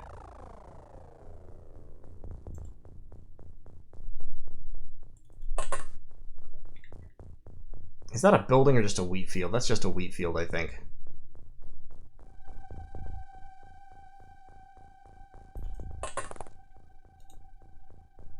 Okay, you, like, take cover behind a tree. We're close to the left edge of the map, the western edge, so we should be okay. Triff, actually, I could have given him an autocannon, but he'll be fine. He's got a laser rifle. No worries. No worries. Ball and Stalin, why don't you pick up a couple grenades as you go?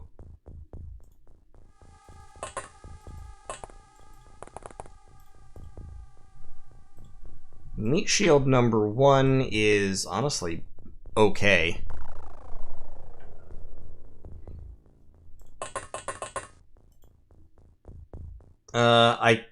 He's too weak to carry an autocannon, honestly. I need to give him a whole bunch of grenades to load him down. There, just carry that. Squid is fine. Squid has all his gear. Plus, Meat Shield is standing on top of the gear like a lummox right now anyway, so nobody can get anything till he's done.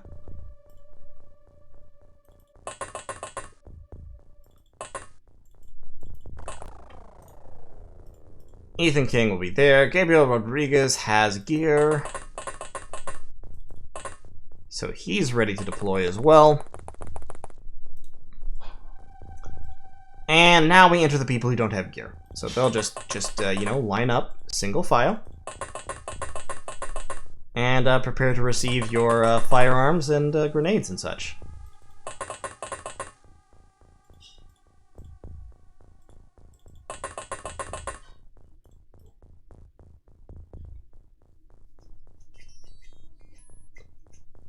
Hey, look, Meat Shield is, you know, Meat Shield's a veteran. Like, this is his... War is his profession. He's been doing this a while. You just stay close to good old friendly Sergeant Meat Shield, and... Well, I won't promise you'll make it out alive, but you got better odds. Now, let's start gearing up. Laser rifle. Grenade. Other kind of grenade. Out the door. Henry. Autocannon. Autocannon ammunition. Grenade. Out the door. Azarol. Laser rifle. Grenade. Grenade. Out the door. Nick Swanson. Autocannon. Autocannons are great for these heavy weapon guys who don't have fantastic accuracy. Just really, really good for that. Out the door. And Perilous Pair. Laser rifle. Proxmine. Flare. Smoke grenade. And yeah, you're fine. Okay. So, we basically cleared half the map without making contact.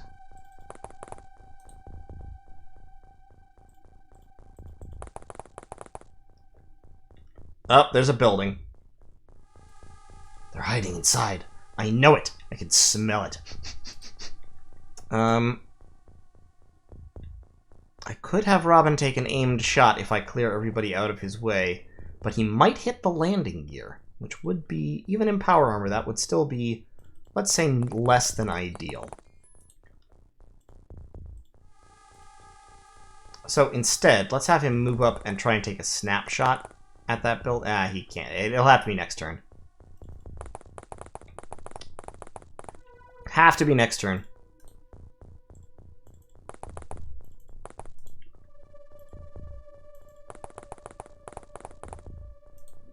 Let's get Triff and Squid that way. Gabriel this way. Galdia, don't you dare. I see you in chat there.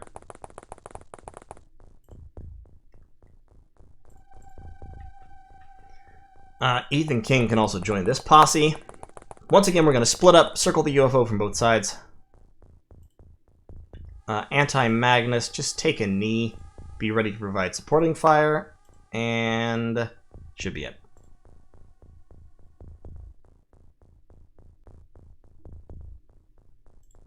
Lots of hidden movement, but no doors.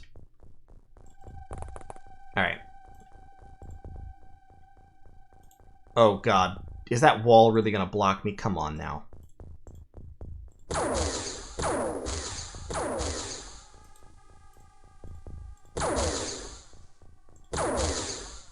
Alright, burn down some segments of this wall to clear the path for the rocket.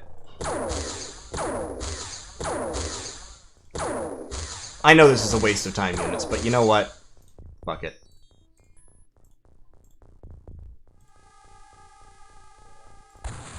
There we go. Okay, we've thoroughly demolished the wall of that shed.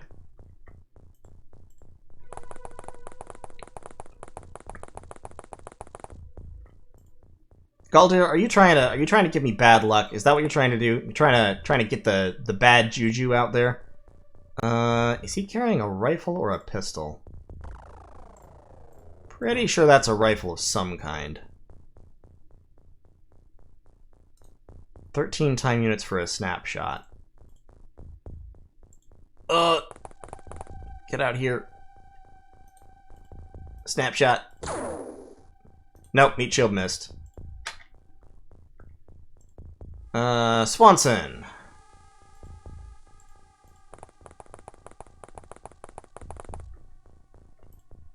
Hose that floater down with automatic explosive fire.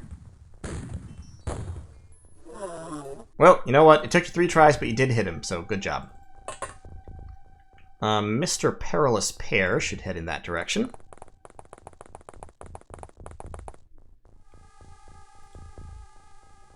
Anti-Magnus can head down this way.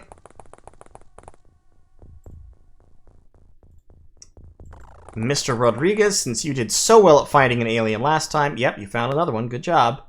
That, I think, is a heavy plasma. I think I'm like 80% on him holding a heavy plasma right now.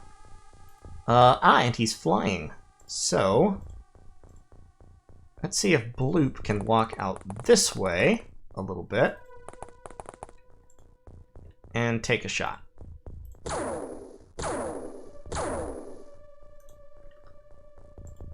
See, I hate it when they're flying because proximity kills don't work on flying aliens. 27 for an aim shot. Yeah, try it. Nope.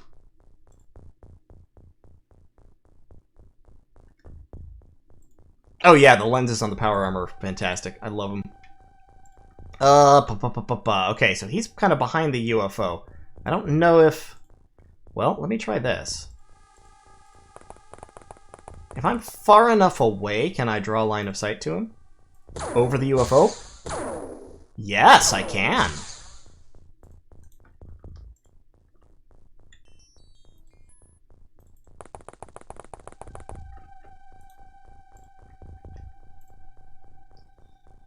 I can fire 2 snapshots, or an auto shot on the snapshots. Let's start with the snap. Nice, Azeral. Very nice.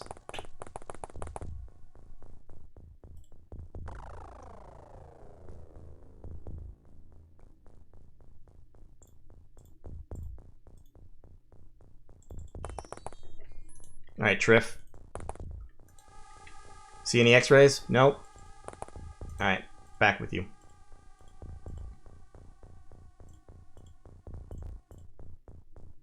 So it was just floaters. It wasn't mutons, unfortunately. I mean, in many ways, that's actually very fortunate, but you know what I mean. I kind of wanted to show off mutons. We haven't seen any in this playthrough yet. I think he just woke up. Oh, nope, that was a different one. He was carrying a weapon. So that's 3. 1 merely unconscious. That was the unconscious one. He woke up. Now he's dead.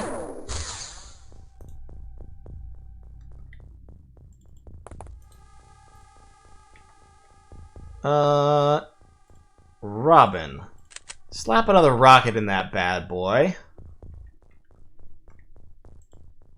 Not super sanguine about you demolishing all this cover from range, though. Your odds, I think, are fairly low. Let's put a little fire into that building.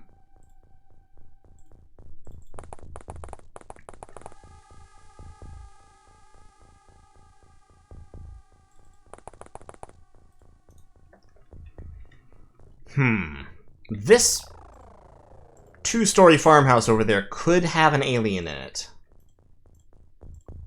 We're just gonna rake the walls on the 2nd floor a little bit. See if we can get some visibility. Yeah, still a lot of places somebody could be hiding. Justin Smith, the OpenXCOM applies a lot of like quality of life features to UFO defense. It makes it a lot easier to play. It does not change the core gameplay at all unless you want it to. There are a lot of options you can use to change the core gameplay to one degree or another. But I basically just like using it for the quality of life features. Alright, Meat Shield, prime this grenade. And just see if you can huck it up there. Can you? No, you're out of range because you're a noodly man. Okay. I mean, that is Meat Shield number 1's one real weakness. He's got super bad case of noodle arms. His arms are the noodliest.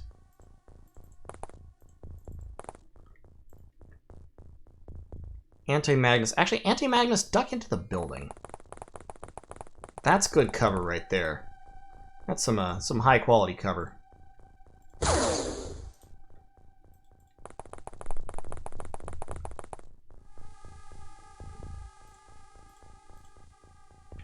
Alright, humanitarian, get down this way. Henry, go that way. Hey, if you make enough rolls, some of them will succeed. You know? And Nick Swanson also joined this posse. So we're split up into 2 roughly equal groups. We got 7 over there, we got 2 in the back, we got 5 down here. Perilous pair. Join the front lines, please. Oh! That was somebody moving over here, north of the building. Bloop, go find them. There they are. Meat Shield is still carrying that primed grenade, which he should throw, like, up there, just in case. And... okay.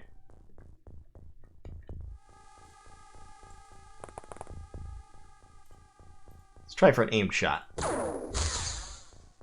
Good job, Azaral. Couple of hits this turn. This match. This mission. Alright, Bloop. See if you can finish him off. There you go. Right in the dome. Good shooting. Triff, we don't talk about that. Just remember, every member of the XCOM program who has ever been killed was killed by enemy action. Practice that. You're probably going to have to recite it to a review board or a war crimes tribunal or somebody. Probably going to have to tell somebody that line.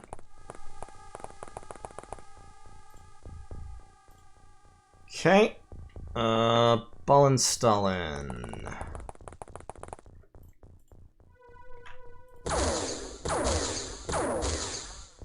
Hello? Any aliens here? No? Yes? No? No? No? Doesn't look like it.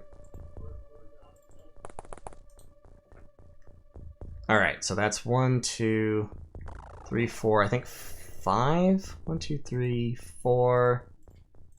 Well, only 4 bodies, it looks like. Okay. I don't think we've exploded any corpses today.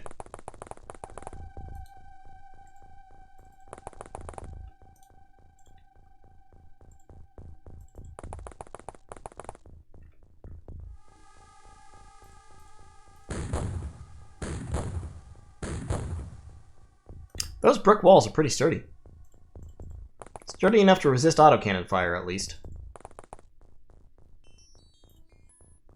Yeah, just make sure that you tell them that you feared for your life.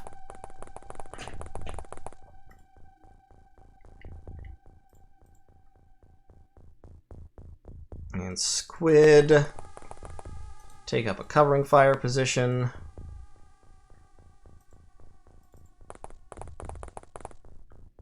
Robin and Raccoon can move forward. And Henry can move forward, because he is also a scout with an autocannon. Now, has this one blown up? This one hasn't blown up. So it's possible the engines are still intact. Okay, a lot of alien doors. Hello?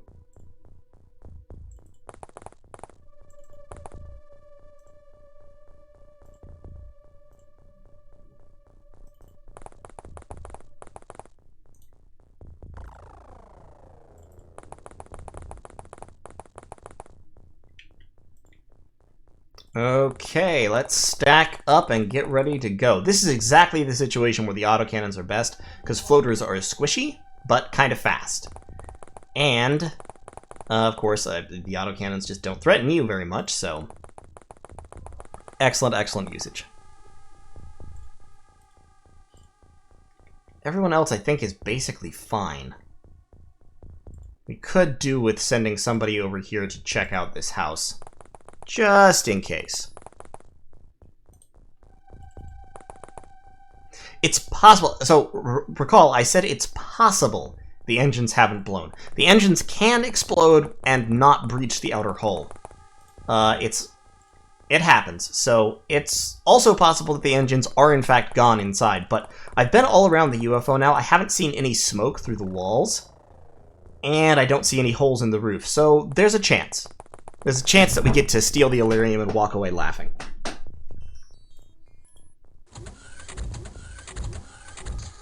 And the doors inside are working, because that wasn't any of the doors outside. Alright, Magnus. Nope, nope, nope, it's gone. Hello, friend.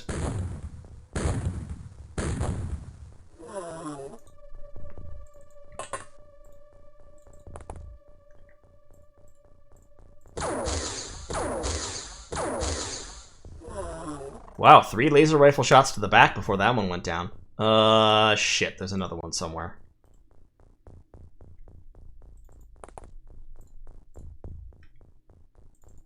Alright, Triff.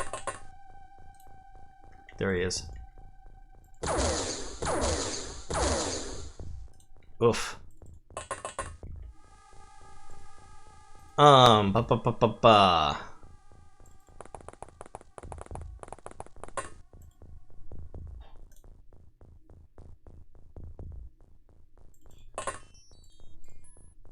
I don't think he can't auto-shot, but he can't snapshot.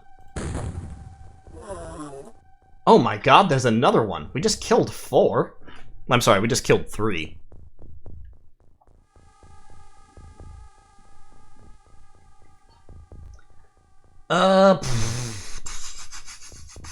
Okay. How many points will you have? Alright. Here he comes. Oh, no whammy.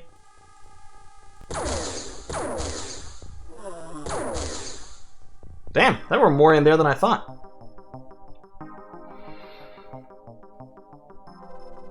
Okay. Good mission. Excellent mission. 8 kills, 21 artifacts. We got the navigation. Didn't get the Illyrium, unfortunately, but you know what? It's alright. Gabriel Rodriguez got +3 accuracy. That is pretty big.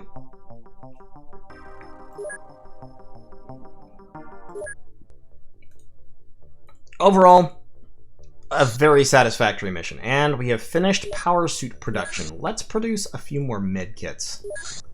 That just costs some money. We can put like 20 engineers on that, have it done in a few days, and the rest of our engineers can go to maximize laser cannon production. 43 of them is apparently enough, and with the others, I don't have enough money for a laser cannon tank. Could make alien alloys. I don't need more alien alloys right now. Oh, I'll tell you what. I don't think have I ever made a heavy laser to show off? I don't think I have. I don't think I've done any heavy laser. I'm going to sell 2 mind probes. I've got several small launchers and stun bombs, which is great.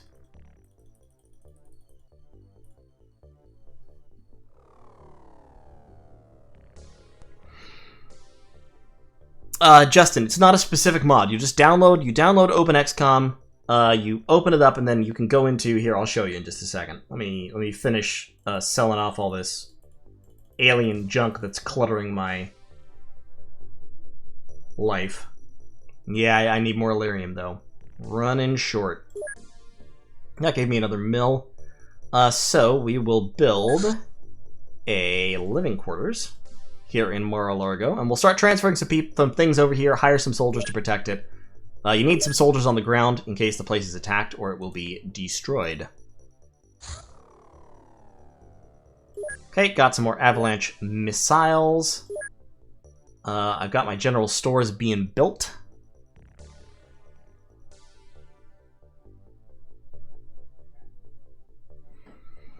Is the mod that makes heavy lasers... the mod that makes heavy lasers actually useful? Yes, theoretically anyway. I mean, I can't promise anything, but hopefully. Honestly, I've never really tried it much, because heavy lasers have never been useful. I've got 25 lab space, only 27 workshop space. I think I'm gonna make some more personal armor just because I can. And, like, it's nice to have around, so I'll spend a month making 14 more suits of personal armor. Just, you know, as a backup in case we run out of power suits. And we've completed the heavy plasma research. We still have to research the ammo, but take a look at this. Heavy plasma, so accuracy 50% on the auto shots with a 35% TU cost as compared to... God, why does it not sort the weapons together? The laser rifle is 46% accuracy with 34% TU cost. It's actually a little more accurate than the laser rifle. And it also does much, much more damage. Yeah, so now we research the heavy plasma clip, which is what enables us to actually use and manufacture the guns. Start that project. Shouldn't be too long. And the month's about to end. Ah, shit. God damn it. I thought they snuck another scout past me. They got another scout in from another angle, and they got the mission up. Fuck. Snake Man Terror is absolutely no fun. We do have power armor now.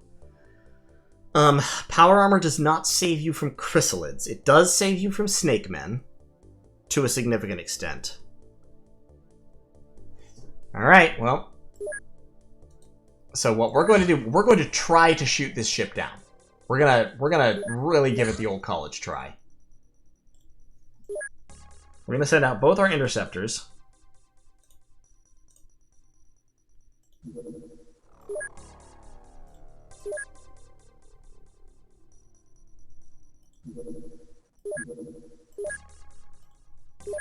And see if we can catch it and shoot it down.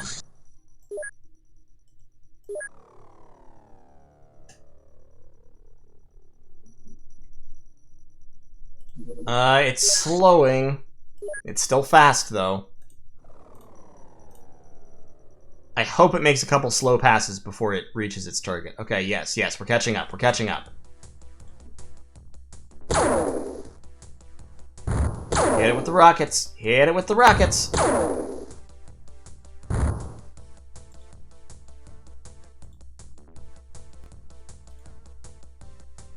See, Terror ships are big. They take a lot of missiles. Okay. Thank God. We knocked it down. Okay, so. No Terror mission. At the moment, but. The Terror ship, when we go to recover it, will still have chrysalids. It will be better because we'll have better sightlines, but ultimately, if we want to take that ship, which we do want to do, we are going to have to go in to a downed UFO full of chrysalids and clear it. But it'll be a cool experience. It'll be fun. Promise. That's not even sarcasm. Much. We are going to take the A-team on this one. We're not taking a whole bunch of... We'll take a couple of rookies, probably. We'll take Ball and Stalin. We'll take Squid. But we're also going to take Lich Tarako, who hasn't had an outing in a little while, and Corona Light. And Robin Brown's a good sharpshooter, so we want him. This is a mission where, unfortunately, autocannons are of not no use, but less use, because chrysalids are heavily, heavily armored. I would really, really like to have the heavy plasma research active right now, but I don't. So, we're going in with out them.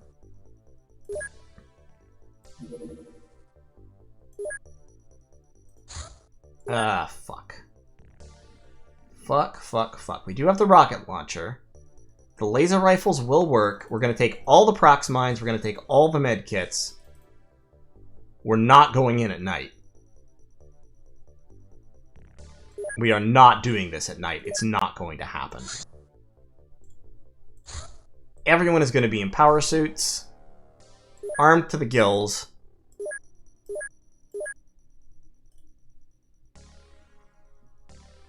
And let's see how it goes.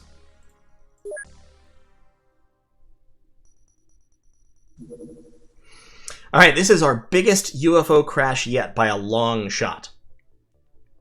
And yes, in terror missions, the autocannons are primarily used to to murder civilians so that the chrysalids can't eat them. Let's go. Okay, we don't need the electroflares. You are a sharpshooter heavy weapons guy. You have a med kit.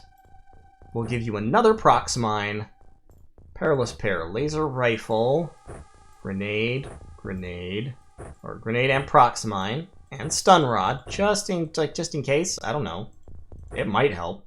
It probably won't help. Nick, you get the autocannon here. I don't seem to have any spare ammo. Grenade and a couple of procs. Give you a kit. And a smoke. Henry the White. You can have the rocket launcher and a laser pistol sidearm. Prox mines. Okay.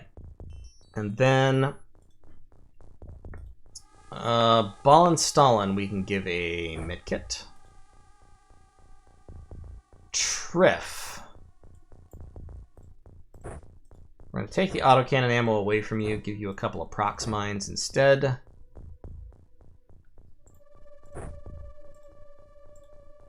It's Rocco, Art Anti-Magnus, Coronal Light.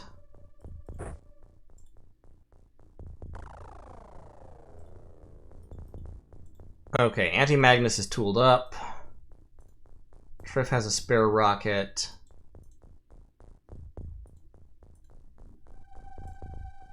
Nick needs an extra pouch of ammo.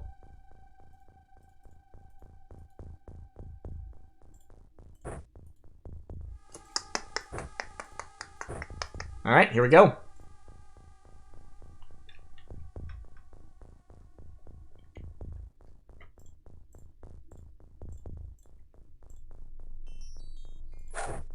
And we're on the edge of the map, but not in the corner. The map, as you can see, is actually larger. Bigger UFOs have bigger maps.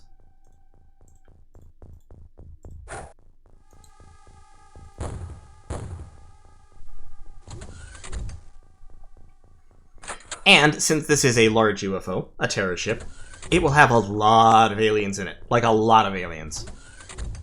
As you can see by the length of this hidden movement phase.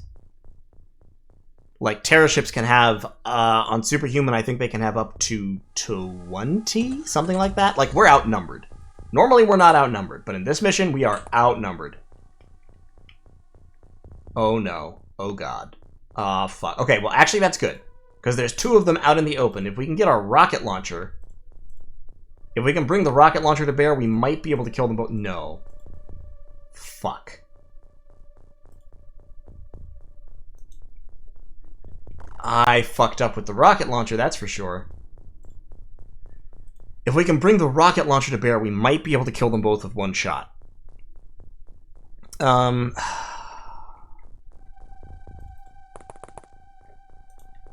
the meantime, there's some big-ass buildings down here. Let's just hose them down with laser rifle fire. That's, I think, the only way to do this right now. But I am legitimately glad that two chrysalids are right out in the open. These are chrysalids, by the way. If you don't recognize them, those are chrysalids. They're the badness. So we had two of them right out in the open right at the start of the mission. That's good, because I'm just going to hose them down with fire and kill them both off before I have to, like, go into deep, dark holes after them.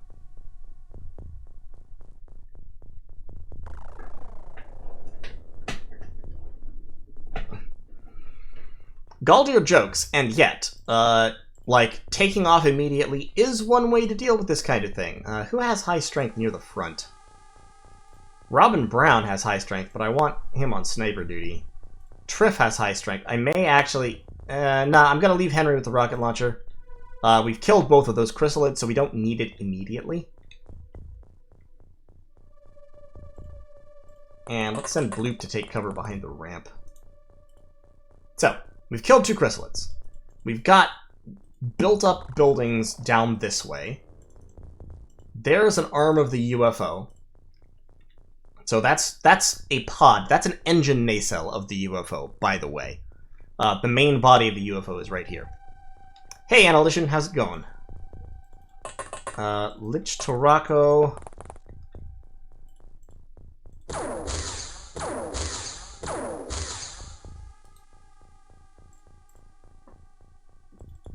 Burn a few holes in walls.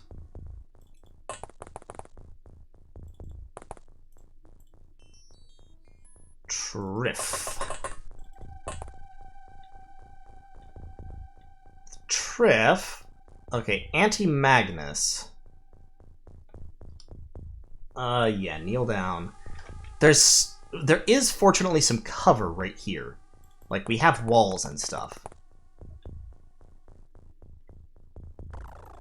I'm actually going to put Triff there.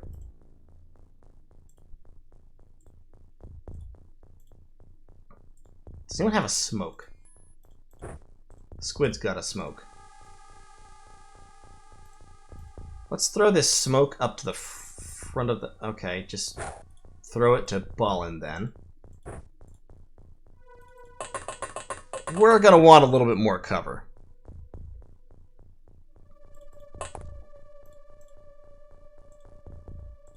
I'm thinking, so just drop some smoke right there.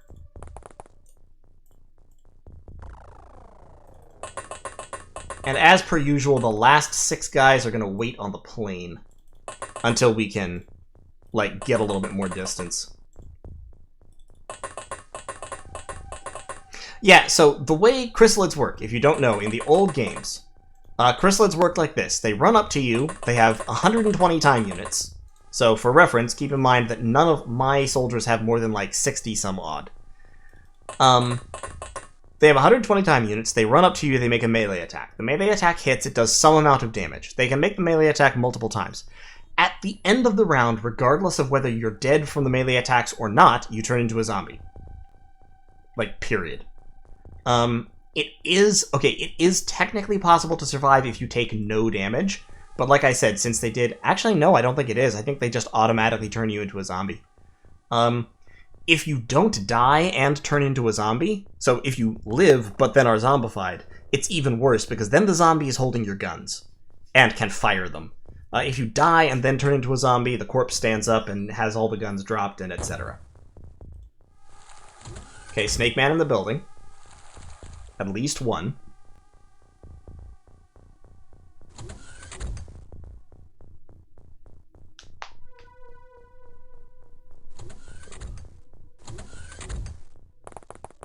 Oh no, oh no, oh god, no, no, fuck. Yep, there it goes. See? That's what happens. That's what happens right there. Just that. The chrysalid just runs up and fucking owns you.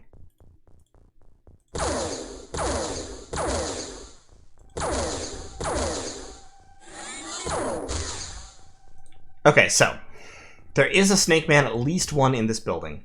There's a zombie right here that used to be Triff. Now, here's the...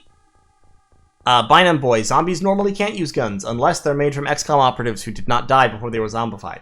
So now here's the absolute worst thing about chrysalids, right? We've got this zombie here. We've also got somebody returning plasma fire at Ball and Stalin. So we've got this zombie here, right? We shoot the zombie. Hey, it's another chrysalid! And if that happens during the enemy turn, the chrysalid has full time units. So if you kill a zombie with reaction fire, another chrysalid immediately spawns and charges directly at you. I have seen that wipe an entire group. I've had that wipe an entire group. I had one chrysalid charge up, zombify a guy, got hit by reaction fire. The zombie died, the second chrysalid charged into the squad, zombified 3 other guys, and the whole squad was wiped in 2 rounds. It was horrifying. So, now you know. That's why chrysalids are bad.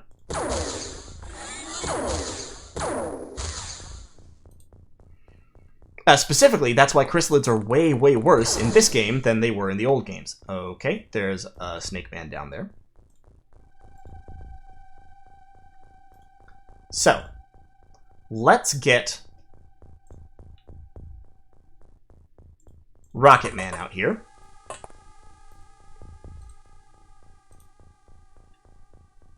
He's going to fire an aimed shot right into that corner. Excellent. Got 2 of them. So we've killed 1, 2, 3, 4, 5 aliens so far. Not bad. Trading at a 5-to-1 ratio, we will win, for sure. But it's not what I'm hoping to do better than that.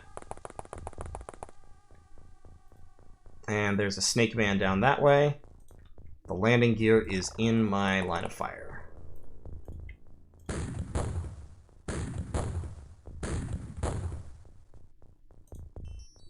Fortunately, these are like clapboard buildings that we can't explode. Also, fortunately, it doesn't look like that guy's carrying a heavy plasma.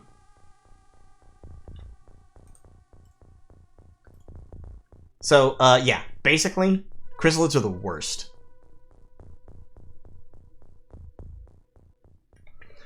On Eros, yes, soldiers are absolutely more expendable. Notice, right now I have 14 soldiers total on the field. If this group got wiped, it would be bad, it would be painful, it would cost me a lot of resources, but it wouldn't end the game, by any means. I would still be able to rebuild and continue. I have an income stream that will enable me to replace even the Sky Ranger, the plane. And, like, it would probably... Okay, let me rephrase. If I lost this entire group, it would probably effectively end the game in the sense that I wouldn't be able to recover. But it wouldn't hard end the game, and it would be possible for me to recover and get back into the fight. Which is, like, in the new XCOM game, that's, like, hard.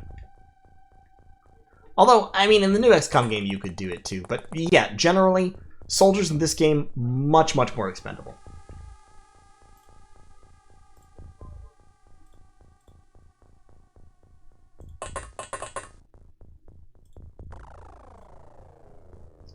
Azarol, head up into towards the corner. We're gonna kind of spread a sweep up in this direction.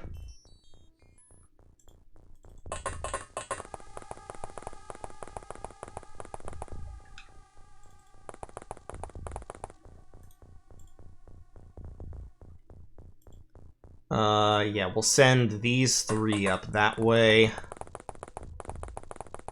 So, okay, so here's what we're gonna need to do. We killed 6 aliens all told down in this little bundle of buildings. There's probably more.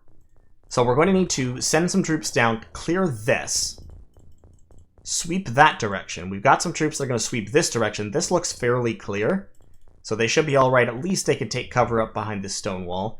Then we're going to need to get into the ship. The ship has a nacelle of this size on one side, which has a double-wide door. It has a big, round central chamber, which is multi-story. You can see it has 2 floors. And then it has a similar engine pod on the other side. A similar... It's not actually an engine pod. It's like a debarkation bay. So they have another one on the other side. But so that's a lot of ground that we're going to need to cover and clear. And that is... Oh my god, that's a snake man that I didn't even see.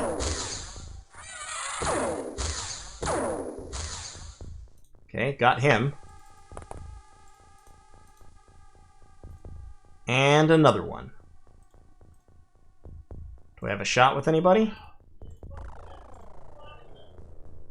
Fuck. Just gotta take the shot. Well, I managed to destroy pretty much all my own cover, but... Okay, Squid, Mark II.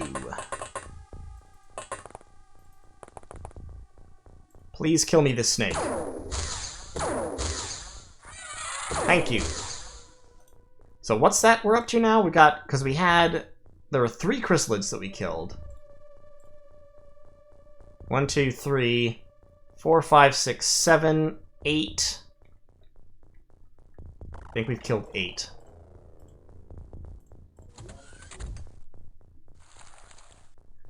Excellent. Okay, so we've killed enough that we're actually causing morale checks to the enemy, and one of their soldiers has panicked, which means he'll have dropped his weapons. That's fantastic.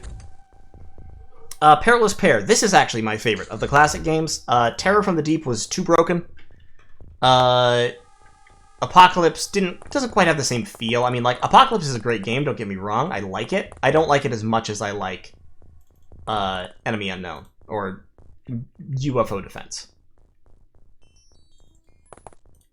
Okay. Let's move a scout forward. I see another guy.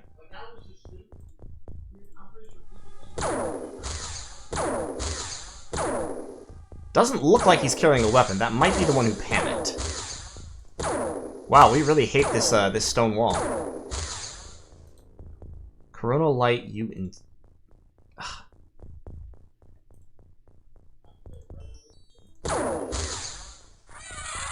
Thank you, Ball and Stalin.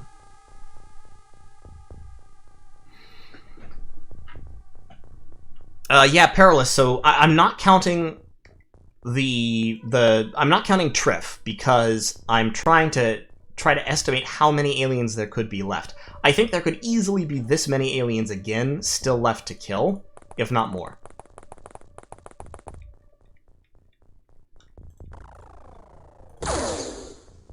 Let's make it. Okay, let's not make a hole.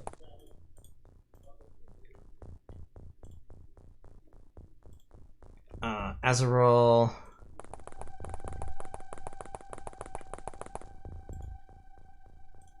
Just gonna have these guys take a knee behind this stone wall, which should hopefully absorb at least one shot.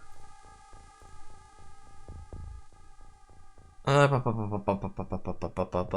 don't worry, William. I'm sure there are more inside the ship. There could easily be, like, what have we killed? 4 of them? 3, 4? There could easily be another 3 or 4 inside the ship. Like, that wouldn't even be unusual.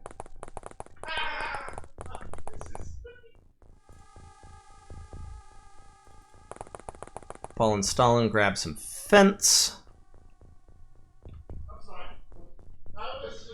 Oh, no. I don't mean the difficulty. I just mean that the game was actually broken. Like, as in bugged, such that you could lose the game hours before you realized that you'd lost it and decided to stop playing. Like, you could easily make the game impossible to win.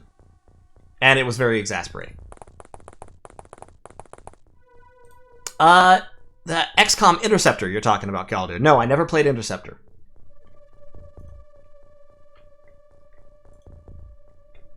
Okay, let's take... Once again, get some cover. Henry, slap another rocket in there, my boy. And... See, this is one of the situations where you don't actually want to generate too much smoke. Because if you generate too much smoke, the chrysalids can use it as cover. And you definitely want to have people ready for reaction fire if someone tries to come running up on you.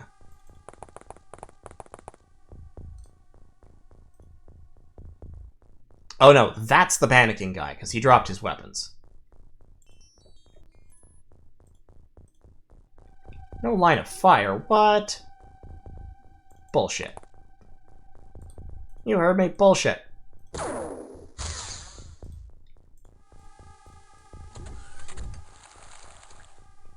Okay, Berserk Navigator, that's good.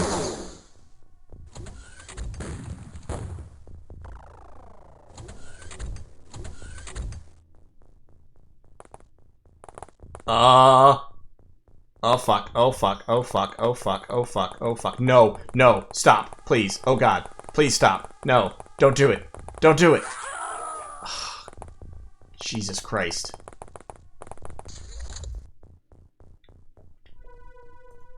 Okay, so here's what we're gonna do here.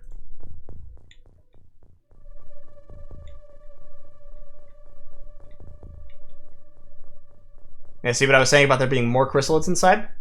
So.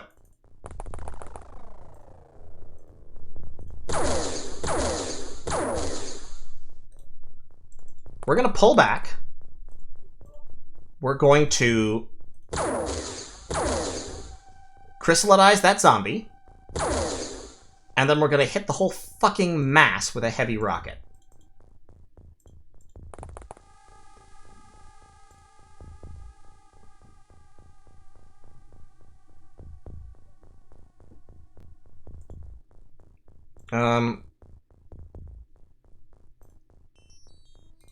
So...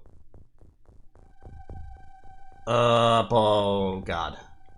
Actually, this is kind of a bad situation. There's 4 of them that we have to kill. Step aside, Coronal Light. Auto fire at the one... no, okay, well. Ball and Stalin also step aside.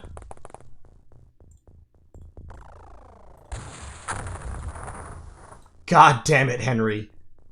Oh, you fuck. Oh, that was the worst thing you could have done.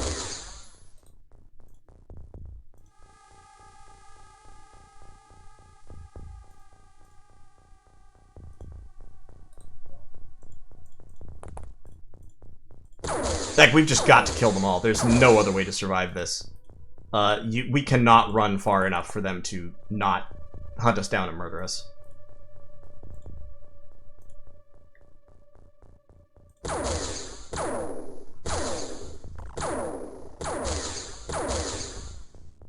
And explosives are not very good against chrysalids.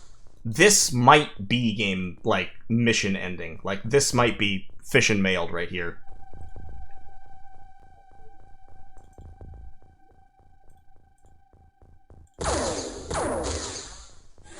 Okay, that's 1.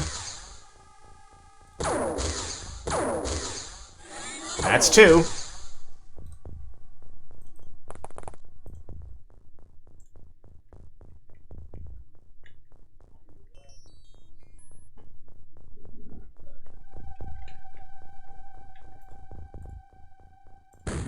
The snake men, like, barely matter right now.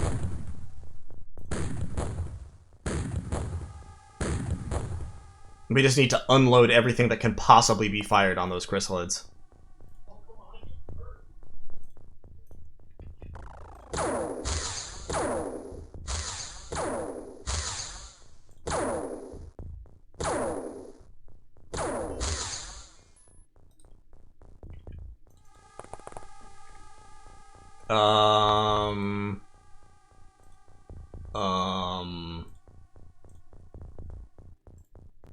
No, stand up.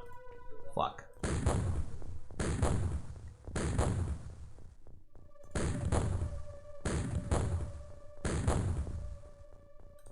Fuck.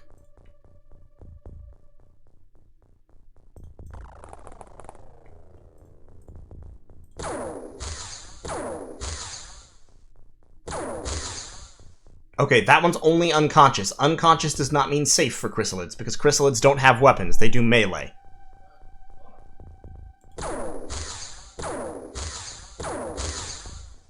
Oh my god. Oh my god.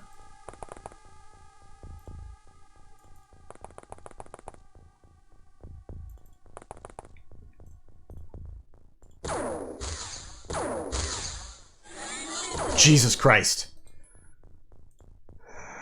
Okay, we did shoot Meat Shield in the back a little bit, but fuck that. It's fine. Okay. So.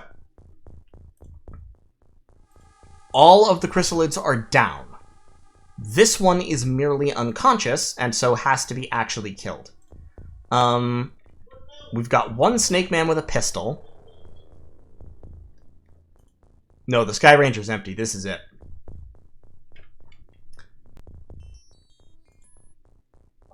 We can kill the chrysalid with a grenade, but I don't think we have anybody left with the time units to use a grenade. So he shouldn't wake up immediately. He should be down for a round.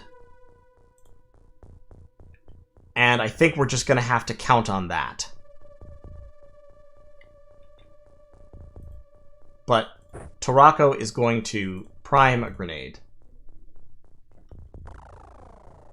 Can he throw it over to the chrysalid? Yes! Thank God. Okay, that should destroy the chrysalid corpse as soon as it explodes. And everyone else, we've got our frontal armor facing towards the pistol, except for Ball and Stalin, who decided to do like a cool dance move and not face towards the pistol. Henry's out of rockets for right now. Jesus Christ, that was scary. So, okay, so you see what I mean. If their AI had been slightly more aggressive there, or they had been slightly closer, because they must have started from back here in order to run over here and then run out of time units on this space, they would have gotten into this line and zombified like 3 people, and at that point I would not have been able to kill them fast enough.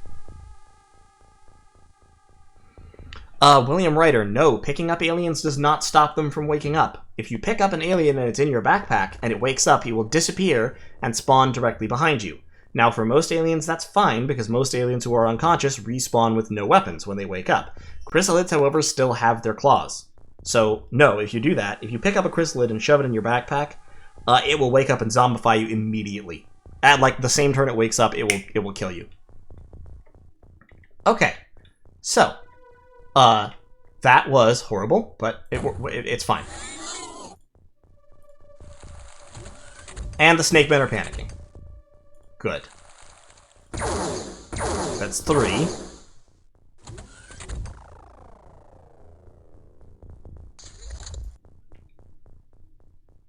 Okay. Alright.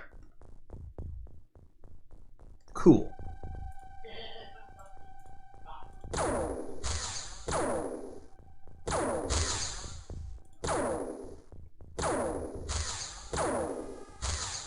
By the way, that's another little thing I love in games like this. This game, like, it has the morale system that applies to you. It also applies the same system to the aliens. If you kill a whole bunch of aliens in a short period of time, they start taking morale checks, and if they fail morale checks, they panic or go berserk. Can you take chrysalids as prisoners? Yes, you can, but it relies on, you know, them not waking up before the mission is over. It's incredibly dangerous, and you shouldn't do it. Psionic aliens, on the other hand, it's incredibly dangerous to take psionic aliens as prisoners, but you absolutely should do it. It's 100% worthwhile. So, that was 3, 5, 6... I don't know how many aliens we've killed. We've killed a lot. There are still some. We'll see how many soon, but for right now, let's try to clear this back area.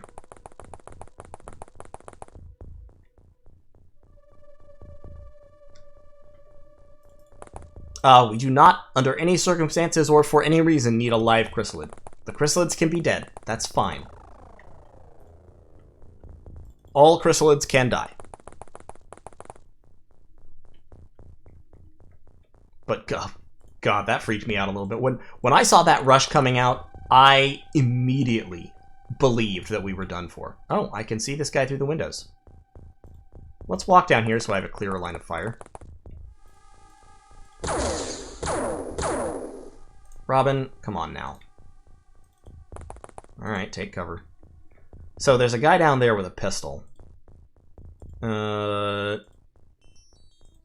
Let's send Lich Tarako down to help deal with him.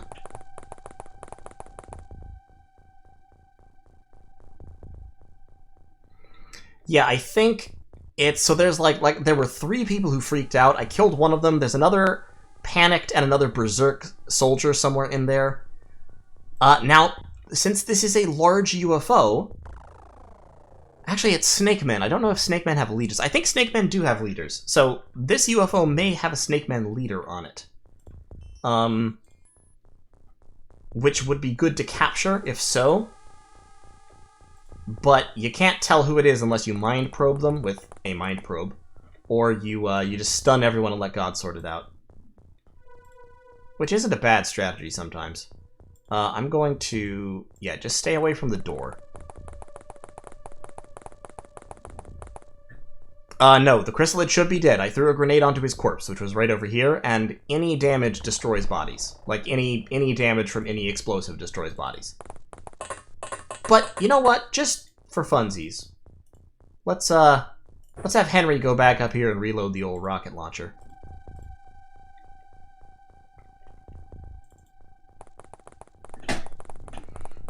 Hey, A to the K. Glad to see you. So... let me take a moment to answer that question, actually. Any new Dominions 5 games on the horizon? Not right now. I've gotten a little burned out on Dominions 5. I'm taking a bit of a break from the game. I will go back to it. Ugh. Sorry, stretching. I will go back to it, but not immediately. It's probably gonna be like a couple of months before I get much more Dominions 5 stuff out. Just because when I start to get bored of something, especially when it's something that I actually do love, it's time to take a break.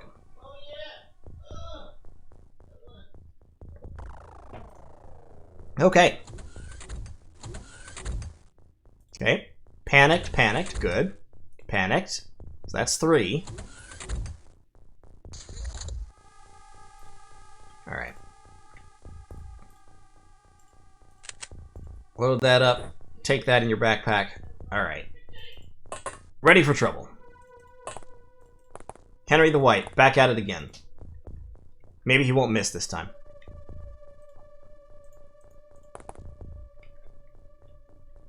That guy panicked and dropped his gun. Yeah, the Snakemen are just freaking out because their rush failed, their compatriots were slaughtered in a couple of rounds, and so they've taken just massive, massive morale damage. Robin, come on now. I know you're better than that.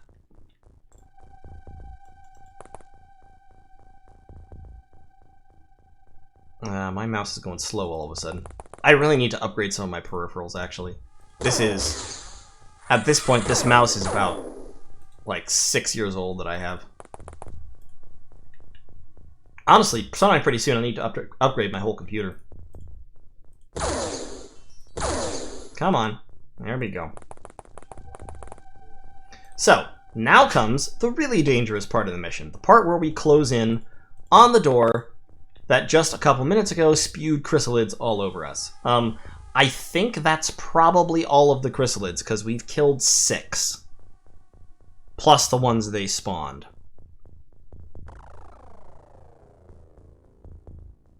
I'm thinking that's probably all that they carry. I'm trying to remember, because I used to know how many aliens they would carry. No, it might be more than that, I guess, because as I recall, terror ships could have up to, like, 20-some aliens in them, and of those aliens, like, half could be terrorists.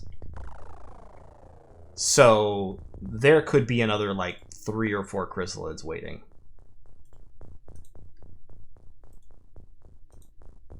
If that's not a scary thought, I don't know what is. So we're just gonna proximine the... Where did that land? Fuck. The proximine missed. It's right here against the wall.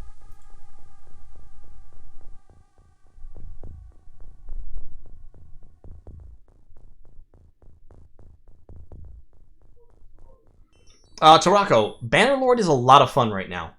It's not as good as it could be, for sure. There's a lot of improvements that could be made, but it is a ton of fun. I'm enjoying the hell out of it. I haven't made any videos on it, obviously, you know that, but I've been playing it a lot.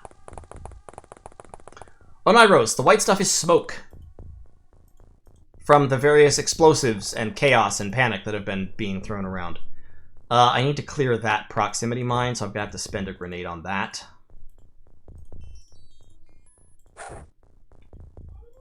Because right now it's not actually blocking the door, but it is blocking my movement.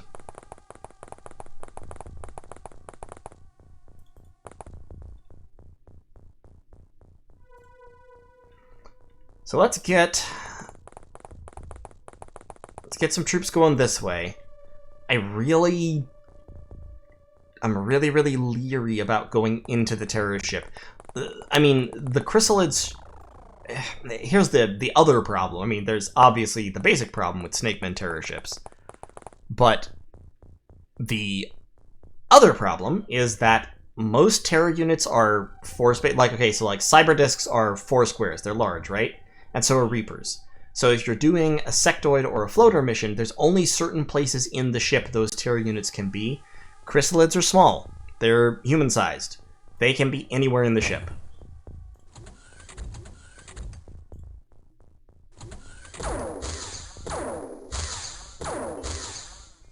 Okay, that's good. Getting some good... Ah, and the leader has panicked. Great. Oh, don't you go in there. Don't you go back inside. Okay. Another chrysalid. That's fine.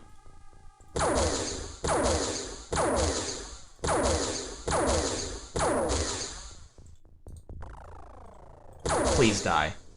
Please die. Please, for the love of God. Just die. Just fall down. How many laser shots does it take?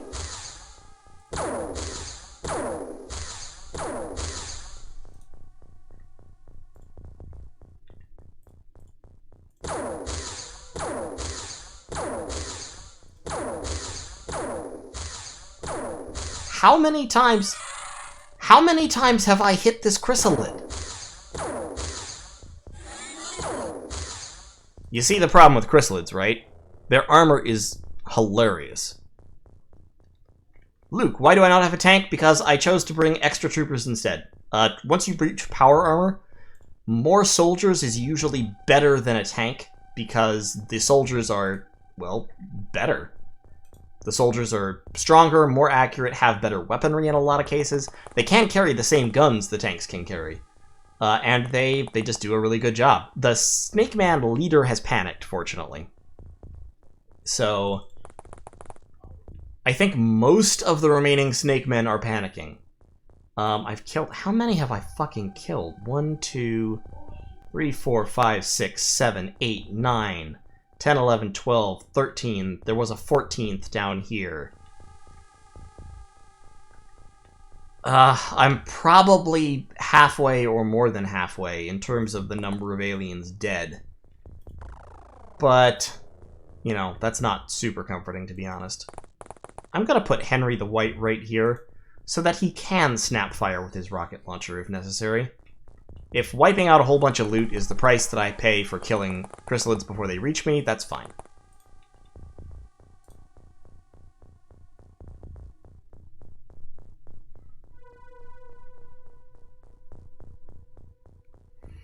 Yes, Aneros, there are tanks. Like I said, they're very good in the early game, but they're a little bit expensive in the early game, and then once you reach the mid-game, like we're in right now, your actual soldiers are just kind of better. I mean, tanks are still decent, but right now my troops have as much armor as a tank. Less health, but as much armor.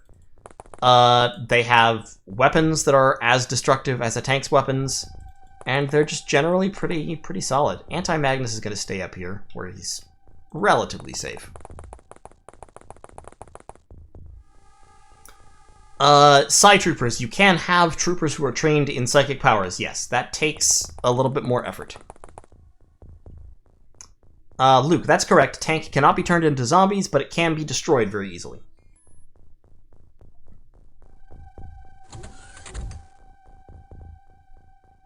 Okay, lots more panicking snake men.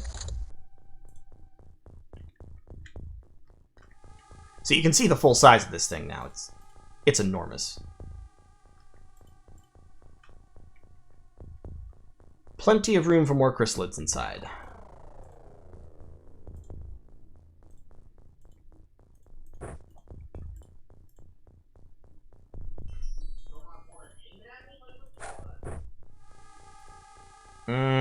Okay, that's a little far off. It's right beneath this body, but that's okay.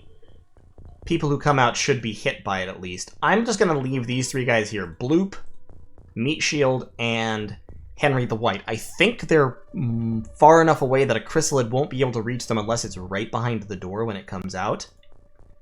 And we'll pull Ballin Stalin back to here, because the chrysalids didn't reach this point last time. And we'll leave him as well. So these four will form a firing concave around the door. And they'll just stay there. They're just going to watch this door and kill anything that comes out. That's their whole job now.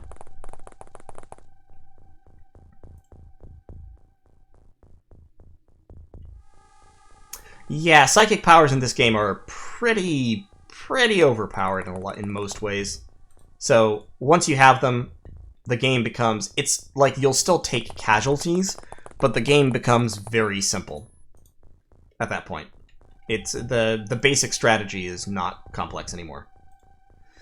I don't know, Ballin. You know, we'll see. We'll see what kind of psi strength your dude has. At the moment, I have no idea how psi strong anyone is.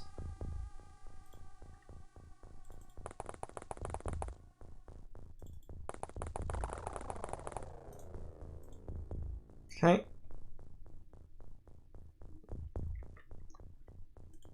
You know what? We're also going to put Lich Tarako on fire and concave duty. We're going to have him right here. Kneeling. And Robin Brown will run over this way behind a tree. I think the surviving aliens are all inside the UFO. I'm pretty sure they are.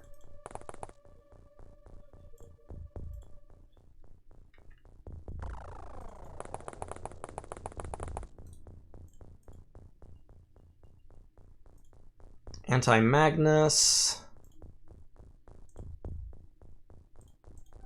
Come on down. Hey, Nicolin, how's it going? Having fun? I am.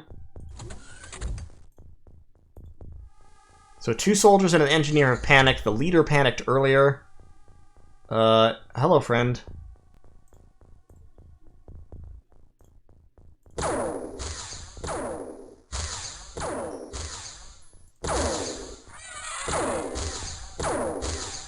Don't shoot.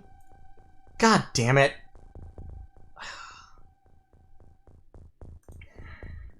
Laser rifles are just barely strong enough to actually injure people in power armor. At least if you hit them from the back or sides.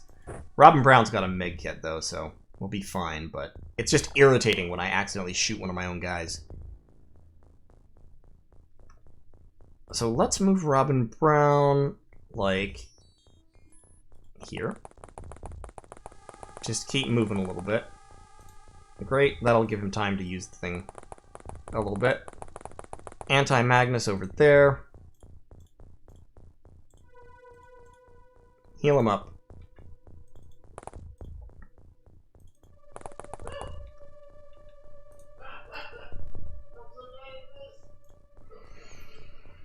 I really like Olcom. Olcom is a fantastic game. I recommend watching it. Obviously, I recommend watching me, but then I also recommend watching anybody playing old XCOM, because it's just a great game. Oniros, yes, there is one piece of armor after power suits, which is flying suits. Flying suits are the shit. They're slightly tougher than power armor, and they also allow you to, well, fly. However, like power armor, they require Illyrium to manufacture, so you have to have a good source of Illyrium before you can equip everybody in flying suits, and it's easy to end the game before you manage to equip everybody in power suits. Nicolin, I have not played Chimera Squad yet. It sounds like it's going to be fun, but I haven't played it yet. So that guy, those guys are going to be one entry team. 1, 2, 3, 4, 5. We probably don't need 5 people watching this door, but I'm just being careful. So 1, 2, 3, 4, 5, 6, 7. So we've got 7 people entering through this door as well. We'll see how badly broken up the inside is. Since I shot this thing down, it should be pretty broken up. It may well be that there's only 3 or 4 survivors. Considering both the number that I've killed... Let's send in Ball Stalin. Considering both the number that I've killed and the number that should have been killed in the crash.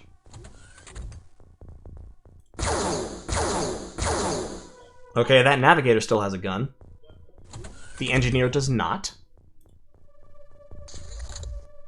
So what we're going to do here, as we move into close quarters, is we're actually going to start stunning.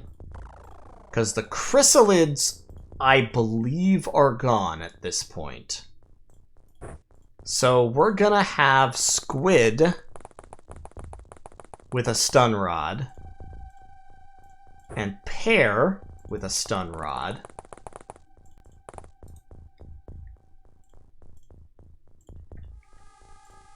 And then the rest of our troops are going to be fire support for them. We're going to sweep through the UFO, and we're going to try to stun everyone to see if we can capture the Snake Man leader.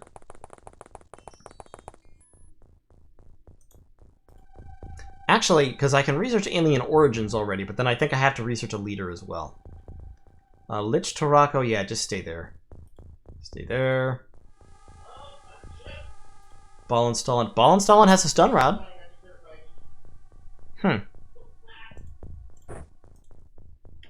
If there were more chrysalids, I think they would have come out after me by now.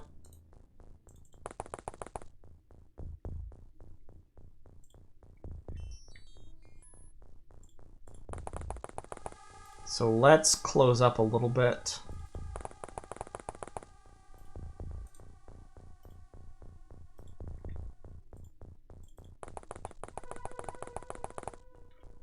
Hush, Bynum. It'll be fine. Trust me.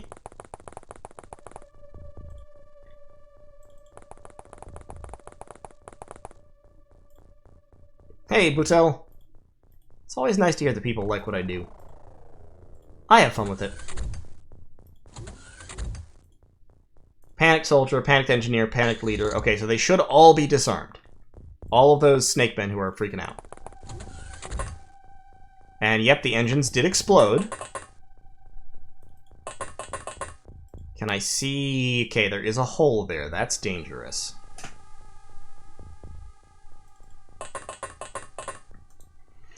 I don't think any of the terror... Well, Reapers can panic. I don't remember if chrysalids can panic. I think they just have super, super high morale.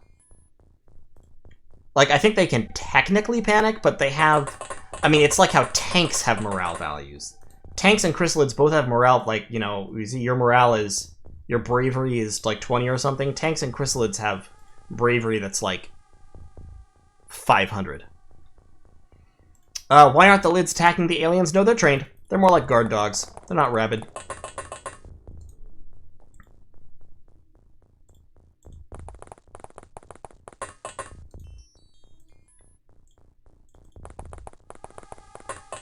Alright, let's line up the guns. Get Squid Mark II in there.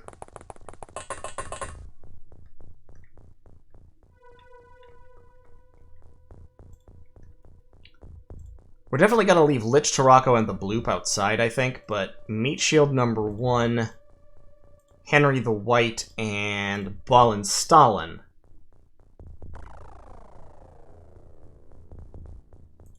They're gonna go... Well, actually, no, we should leave Henry the White outside, shouldn't we?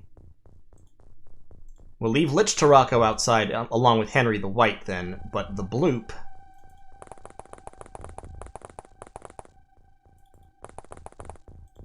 Meat Shield #1 and Ballenstollen are going to prepare to breach from their end, just to try and make sure nobody gets away.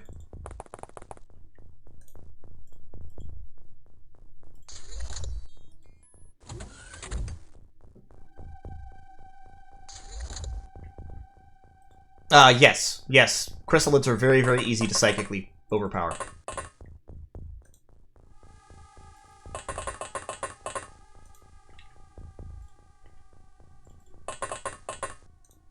Aim that way.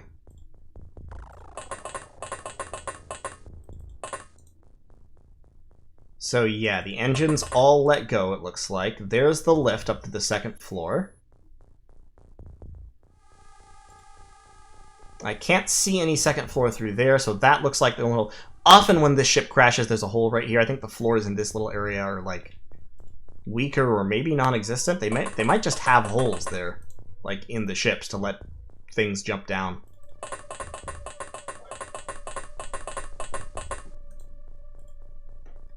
Okay, and breaching. Okay, there's a panicking snake man. Let's run up and stun him if we can. Can't quite get the stun off this turn, so we will just stand, like, right here. 2 panicking snake men. Excellent. Meat Shield doesn't have a stun rod. I don't know which of these is the leader, and I'd like to capture the leader, so we're just gonna come over here. Bloop also doesn't have a stun rod. Oh. I left a prox grenade there. Well, that burned up some corpses, but oh well. Didn't hurt me. What makes XCOM size so strong? It does not require line of sight. It has unlimited range, although the strength does decrease somewhat with range. And it's just generally broken. Like, you can just mind control people and take them over, and they can't really do anything about it.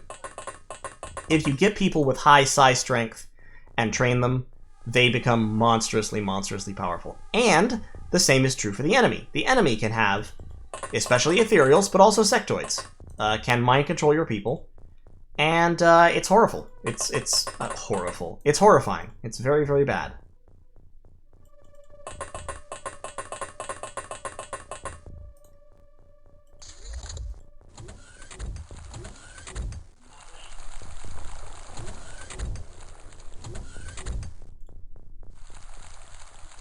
Okay, they are running.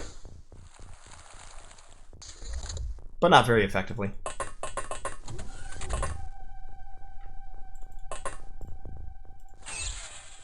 Stun.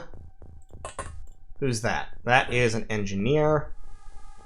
Not super useful, but more importantly, it's not the leader. Your stun is 18 to use. Does armor matter in late game? Yes, absolutely. Like, for example, we are wearing armor right now, which definitely matters.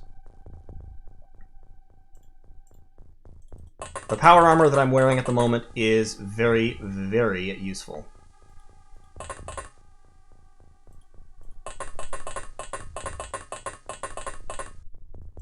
Can't quite stun him.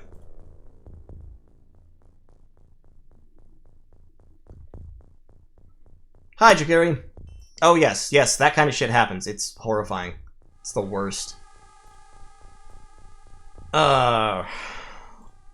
Nick Swanson, congratulations. You get to be the guy who goes up the elevator. What do you see? What do you see? That is a snake man, I think. Just from the... I'm estimating by the silhouette. I'm pretty sure that's a snake man. That looks too bulbous to be... Yeah, it's a snake man like this. See where his like, lumpy shoulders are sticking out, and you can see the tail down at the bottom a little bit? It's not a chrysalid. Chrysalids are skinnier than that.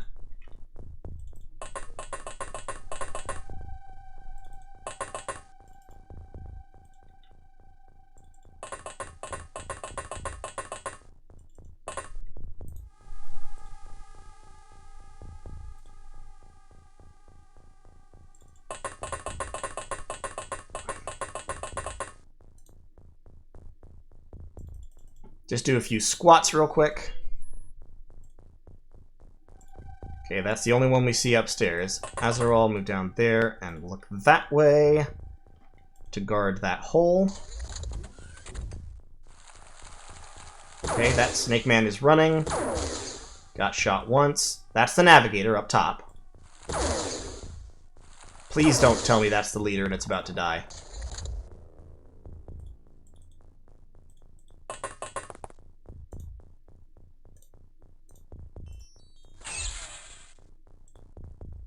Because the only one of these guys that we really want alive is the... that's a soldier.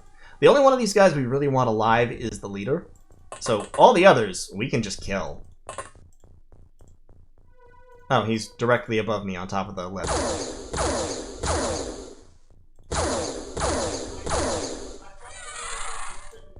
Okay, he's dead.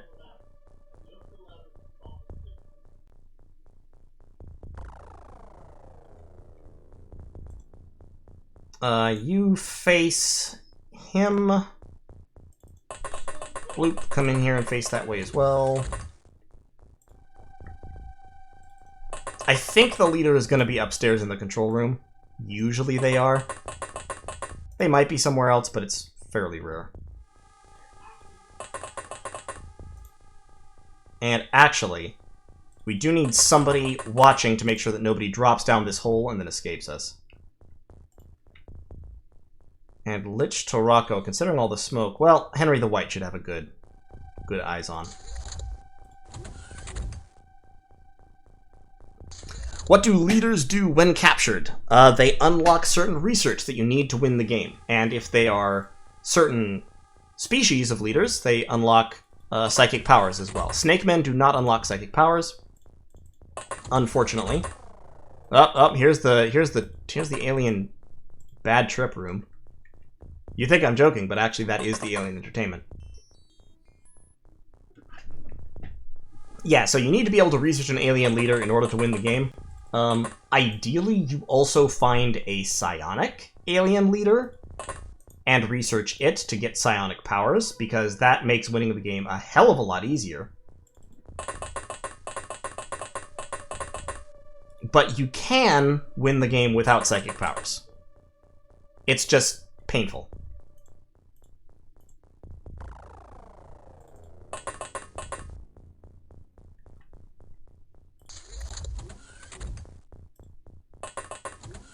Oh god. Oh god, there was another chrysalid. Fuck. Fuck, fuck, fuck, fuck, fuck.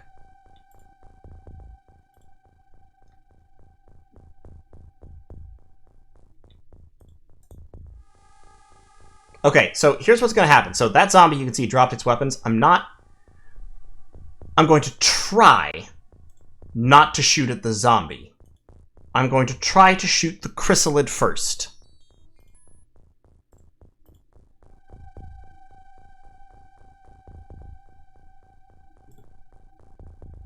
But this is probably going to be bad.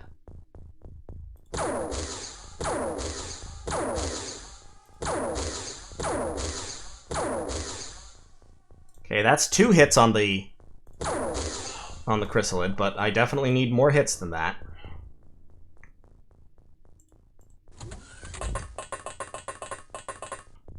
Yeah, I knew he was going to do that, but you do what you can. Okay, that chrysalid's taken a lot of fire. It is not dead. Bugger.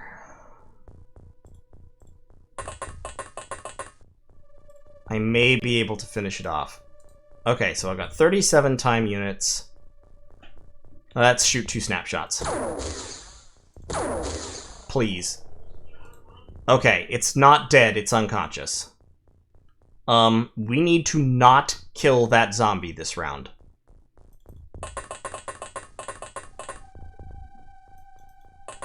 We need to get over here, form a firing squad that is out of range of the zombie. Look that way in case. Bring in Lich Tarako.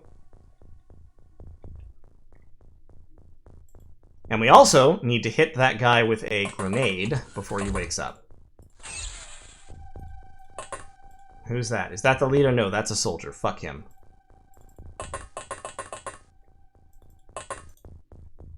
There's the leader. Hello, friendly alien leader. I'd like to introduce you to Mr. Cattleprod.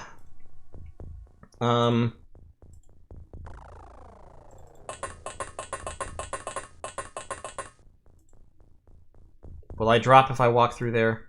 I think I might. Yeah, no, the zombies do not have the plague attack. Zombies are, like, quite wimpy compared to chrysalids. And they're slow. Which is fantastic. So, grenade.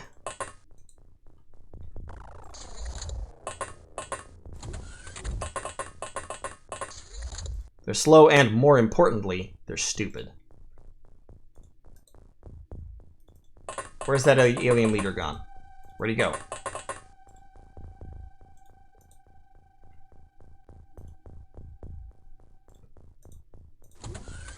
Hi, friend. No, I said stunt. God damn it.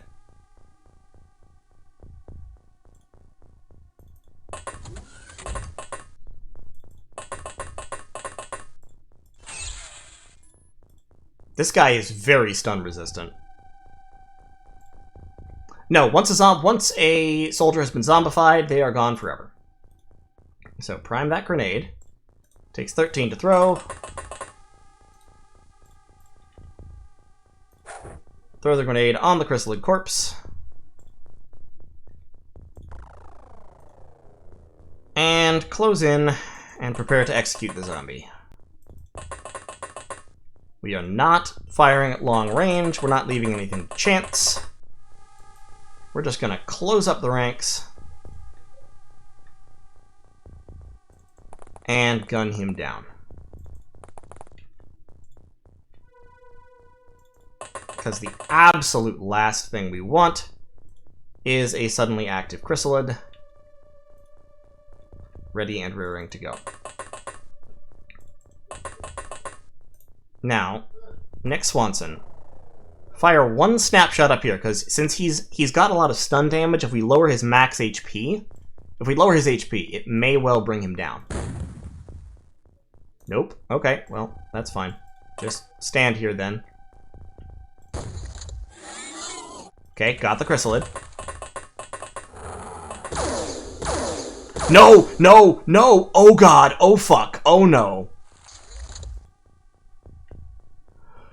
Oh, thank god.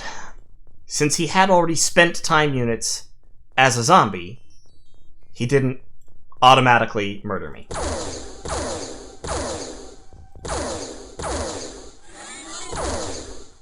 Okay. Well, we got lucky there.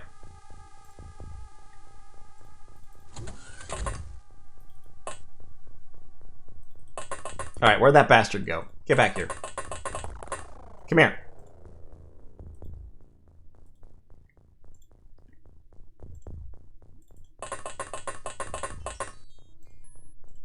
Okay, we're gonna block the hallway to make sure he can't run away.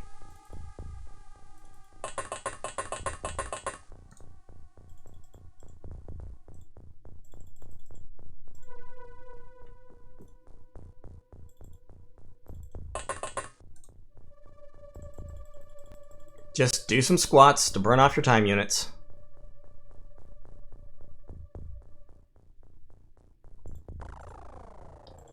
You don't have a thing, do you? No. Okay. More squats, burn off time units.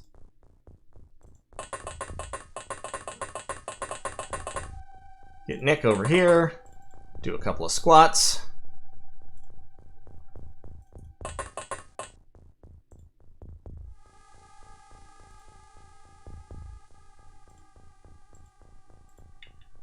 And Ballin.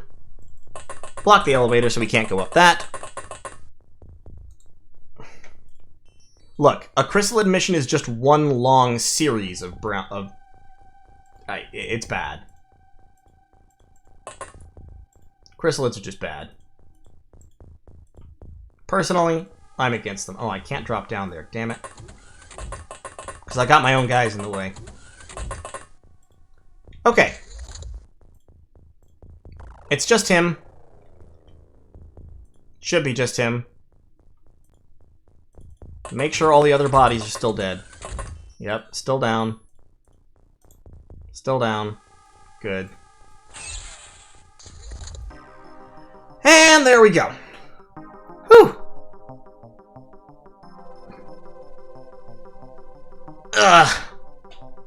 Snowwolfer, the leader, normally can attack. However, earlier in the mission, he panicked and dropped his gun, so he can't attack anymore because aliens cannot pick up guns once they've dropped them. Why that is, I'm not sure, but it is. So, that was by far the highest point mission we've had. We killed 24 aliens, plus the ones who were already dead when we showed up. We recovered 4 alive. And all kinds of people got all kinds of accuracy boosts. Look at this shit. The bloop went up by 6. Fantastic. We did lose 3 guys. Squid got promoted to sergeant. We lost Triff, Meat Shield, and Gabriel Rodriguez, but you know what? It was 159% worth it. So, going into manufacturing, we've got a medkit being manufactured. We got some personal armor being manufactured. Let's sell some stuff, shall we? Let's sell. We have... Oh my... They were carrying heavy plasmas. Like, this is what you see once shit starts getting real. We're going to sell off 8 of these heavy plasmas. Actually, we're going to sell off 10 of the heavy plasmas. That will net us a lot of cash. I'm going to sell off some plasma rifles. Gonna sell off some plasma pistols. Small launchers and stun bombs we're definitely gonna keep. We're gonna sell the Snake Man corpses. We're gonna sell the Chrysalid corpses. I'm keeping one of each just in case I ever do that research, but to be totally honest, I may never do it. And we're gonna sell the Alien Entertainment, which is worth 20 grand a pop, about as much as a dead body. And that nets us a cool 3 million and change. So we've got Mar-a-Lago going up in North America. We're actually going to build another new base, since we have the money. Because we're going to have radar coverage there. We're going to have radar coverage here. There's been a lot of activity in Africa. I don't know that it's going to continue or not. So we're going to build something up in, like, either Northern Africa or Southern Italy, just to make sure that we have coverage over most of the world.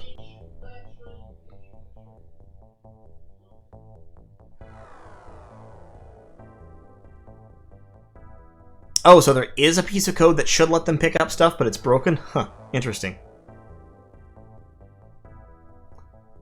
This is down in Sicily. It'll cost $1 million. Okay, guys, I'm gonna hold for a minute while I get a drink of water. Let me know what we should name our base in Sicily.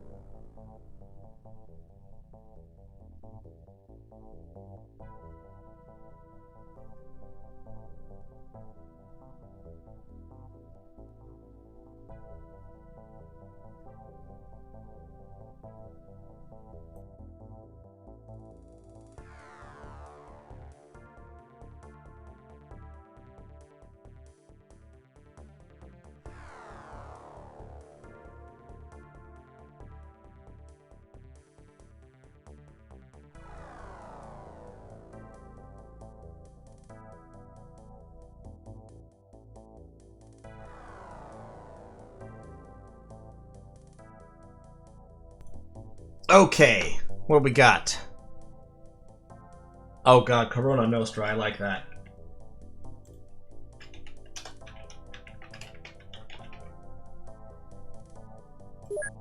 Alright.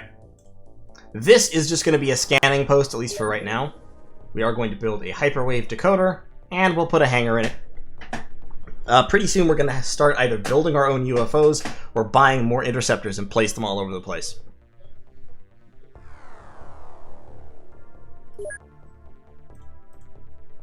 21 days before Mar-a-Lago is active, 11 days before we can start putting soldiers there. And, research-wise, yeah, we'll have heavy plasma clips pretty soon, too. Alright. I think we're probably going to go for about another half hour and then call it. Oh, there's another Snake Man Alien Retaliation. Scout. 4 more days for the general stores. Let's go meet him over there. It says Central Asia. Where is he going?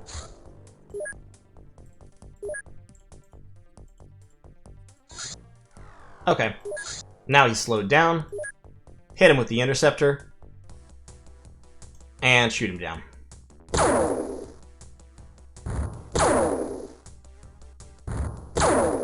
If the aliens invade a base with no soldiers in it, they automatically destroy the base. And you lose everything that was in it. I'm not going to bother attacking that scout. Okay, at Corona Central, we've got our medkits done. Let's manufacture... first of all, let's manufacture 1 heavy laser. It's going to take a day with 20 engineers? Yikes. Like, super yikes. So, we're going to manufacture 1 heavy laser, and then we're going to build some laser rifles as well, because I think we're short of them. Okay, I know, not enough avalanche missiles, I get it. So needy. Jesus. And our storage space is low.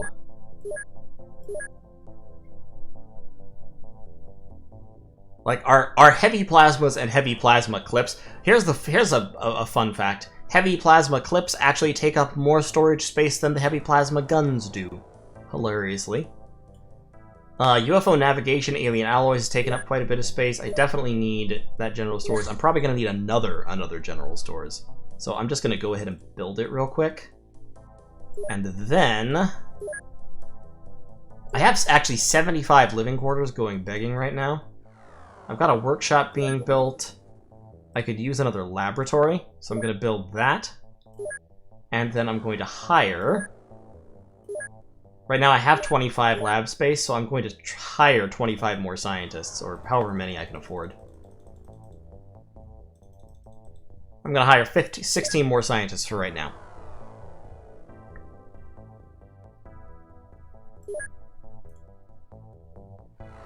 Okay, and look at that. Our income has gone way, way up. Fortunately, because it needed to go up to keep ahead of our maintenance. Our maintenance is very high, but that's alright. So, pretty much everybody has increased their commitment again because my monthly rating was so fucking high. And if we can look at actually the graphs here, we can see UFO activity. It has been a lot of activity in North America, some in the Arctic, lots in North Africa, plenty in Central Asia, Siberia there. Australasia hasn't really seen any this last month. Pacific, not a whole lot. North Atlantic, South Atlantic, Indian Ocean. We can also look at our finances. See, our income has gone up. Our expenditures and maintenance, however, have also gone well up. So, overall, could be better, could be worse. But our funds right now are like nothing because we just spent everything. I'm just going to let that go. Small Scout, Alien Retaliation once again. I'm actually going to see if that one will land. Well, okay, so here's the thing. I don't want to mess around with Alien Retaliation because I don't want my base being destroyed by a battleship that I cannot possibly fight. So, I'm going to shoot it down. If it lands before I hit it to shoot it down, then I'll send troops in after it and capture it on the ground to get the Illyrium, but Alien Retaliation is just a bad scene. I do not want chrysalids storming my base. That would be the worst.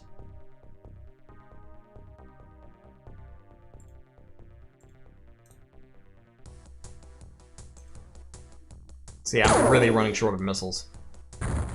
Oh, UFO destroyed. Oh yeah, it was a small scout. It was a little one-person dealio. Okay, I get it. Yeah, I know. Okay, we've finished producing the heavy lasers. Let's produce a few more laser rifles.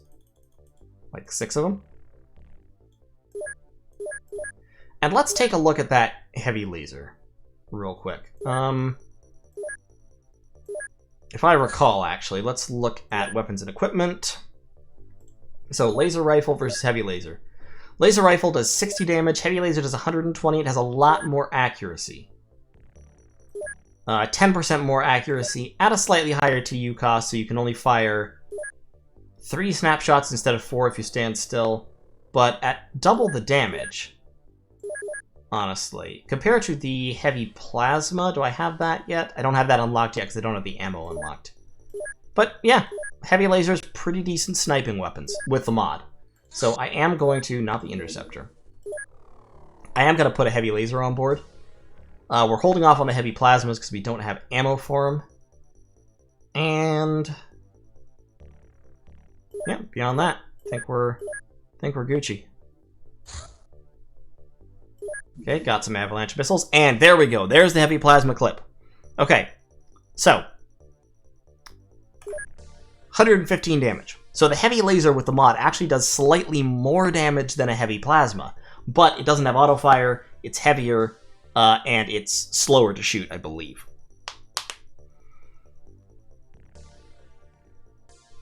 Stu Wolfer, yes, retaliation means they are searching for my base in order to launch an attack on it. If you don't shoot down the retaliation scouts, an alien battleship will show up, go to your base, and explode it. You will have a fight in your base itself, and it's really bad because a battleship has huge numbers of troops in it. Okay, we can now research plasma cannon. That is what I'm going to do next, because plasma cannon will make my interceptors much, much more effective. So we're going to start the project. We can now manufacture heavy plasmas and heavy plasma clips.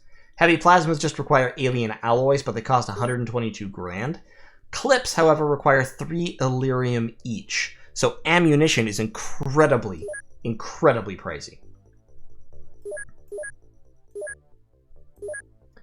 We are, however, especially now that we're seeing a lot of enemies with heavy plasmas, getting the ammunition, like salvaging the ammunition, is definitely possible. So we've got a heavy laser. We're also going to equip 4 heavy plasmas and have 12 clips on board. At this point, ammo management starts to become a thing again, which it isn't with laser weapons.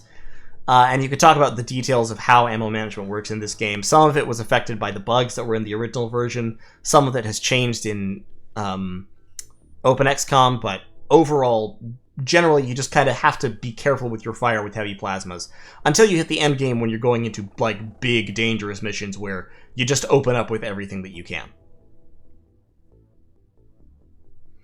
Bynum Boy, yes, with certain exceptions. There is an entity limit as to how many things and people can spawn on the map, so if you have a ton of soldiers just sitting around waiting, you won't get to use them all. Okay, so we've got medkits. This is actually a very well-equipped Sky Ranger. Normally you can't actually have this many items on the Sky Ranger, but I'm cheating a little bit in that way. We've got the 4 heavy plasmas, 5, that's a laser, 6, 7, 8. So we actually only need 6 laser rifles on board. I'll make it 8 just to have a couple of spares in case I forget to replace something. And everyone has power suits. We have 2 extra power suits and 8 personal armor in storage. We could stop making personal armor now. And let's make this 30 engineers. And then make that 50 so we can churn out the laser cannons more quickly. There we go. Just keep making those laser cannons. Am I going to replace the dead soldiers? No, never. We're never going to replace soldiers. I only have 400 grand right at the moment. I can afford to hire like 4 more soldiers. And then to equip the craft, we can let's leave Lich Tarako in to help level up. Putting cats are evil, take out that sergeant there. Load the rookies up, and a couple more squaddies. And I think that will be our lineup for the next mission. Got about 15-20 more minutes. Let's see how some time goes. Keep researching those plasma cannons, because I want them. And good, we've got a general stores. So we can buy some more avalanche missiles. That's mainly what I wanted these general stores for, just to have more avalanche missiles in storage. God, another alien retaliation.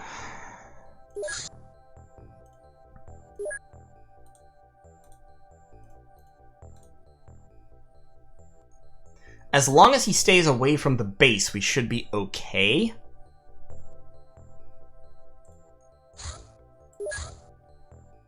Well, keep going.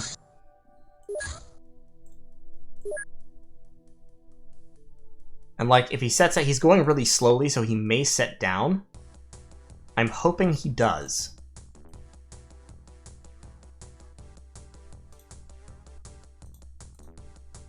Because I really would like more Illyrium. I do not have much.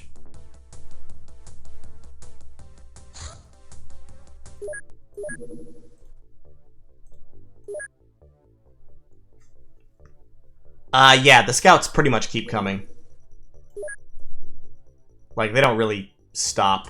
They might stop eventually. I'm gonna give him another, like, hour, and then I'm gonna shoot him down. Ah, alien research. Okay, so this guy will definitely set down. It's mutons. Okay, so, hold up. Shoot him down. Ah, fuck, he's outrunning me. He might be getting away. Oh, I hate that.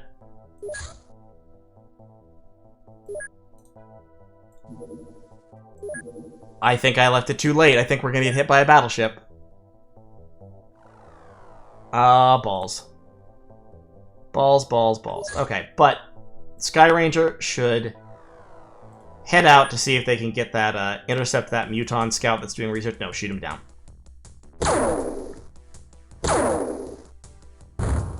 Thank God.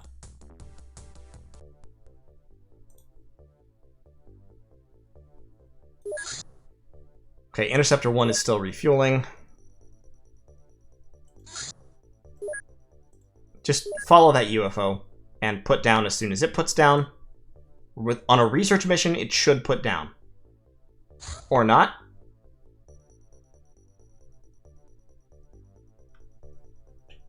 Oh, God.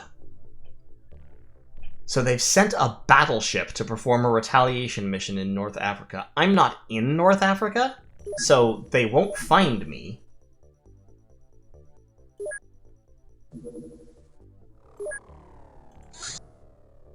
So they had a battleship just searching around North Africa for a while, and then he gave up and left. God.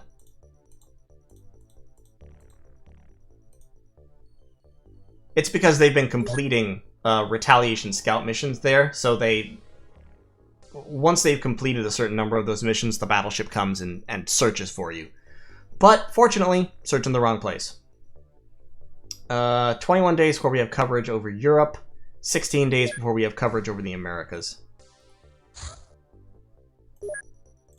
Great, we've produced all the laser rifles we want. Let's go into producing more laser cannons. You can see your income in this game from manufacturing can get pretty ridiculous. Like, I can be making 5 million bucks a month. So right now, my funds are 278 grand.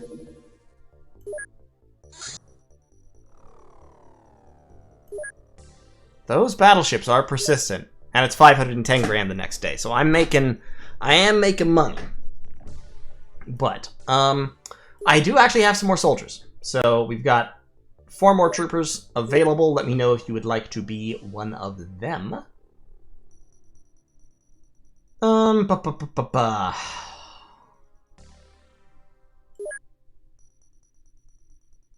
Yeah, so by the way, that personnel available, personnel total, it just tells you how many people are unassigned. With my $510, I'm going to hire... I'm going to hire 5 more scientists. I've always got to keep some in the bank to fuel manufacturing. And that is another Snake Man terror ship attacking Siberia. Once again... Well, actually, it is daytime. Yikes. Perilous Pair. Can you shoot down a battleship with anything? Yes, you can shoot down a battleship with sufficient numbers of intercepting craft armed with plasma cannon or fusion ball launchers. If you use interceptors, the interceptors are probably just going to die, basically. If you use Firestorms or Avengers, they have much better chance of surviving, although they will still take damage. But I don't have them yet. And they need plasma cannons and or fusion ball launchers. That is a terror mission coming in, and unfortunately, I think I'm actually going to call it before that terror mission happens, because I don't want to fight a Chrysalid terror mission right now, guys. It's going to take like 40 minutes. I'm tired. But what I am going to do is, before anything happens, I'm going to rename some soldiers, since people have been started to volunteer. So, we've got Galdir Ionai, who is a Mook. A pretty pathetic one, all told. Sorry, dude. But, like, 34 reactions, 49 accuracy, 22 strength, 10 bravery. Yikes. We've got Jogari, who is also a Mook, but a better one. A higher class of Mook. We have got Snowwolfer, 321, who is like mostly a scout, also kind of a low-grade sharpshooter, but I'm just going to call him a scout. And Anyone else? A to the K. A to the K, who is also a scout, but a cowardly one.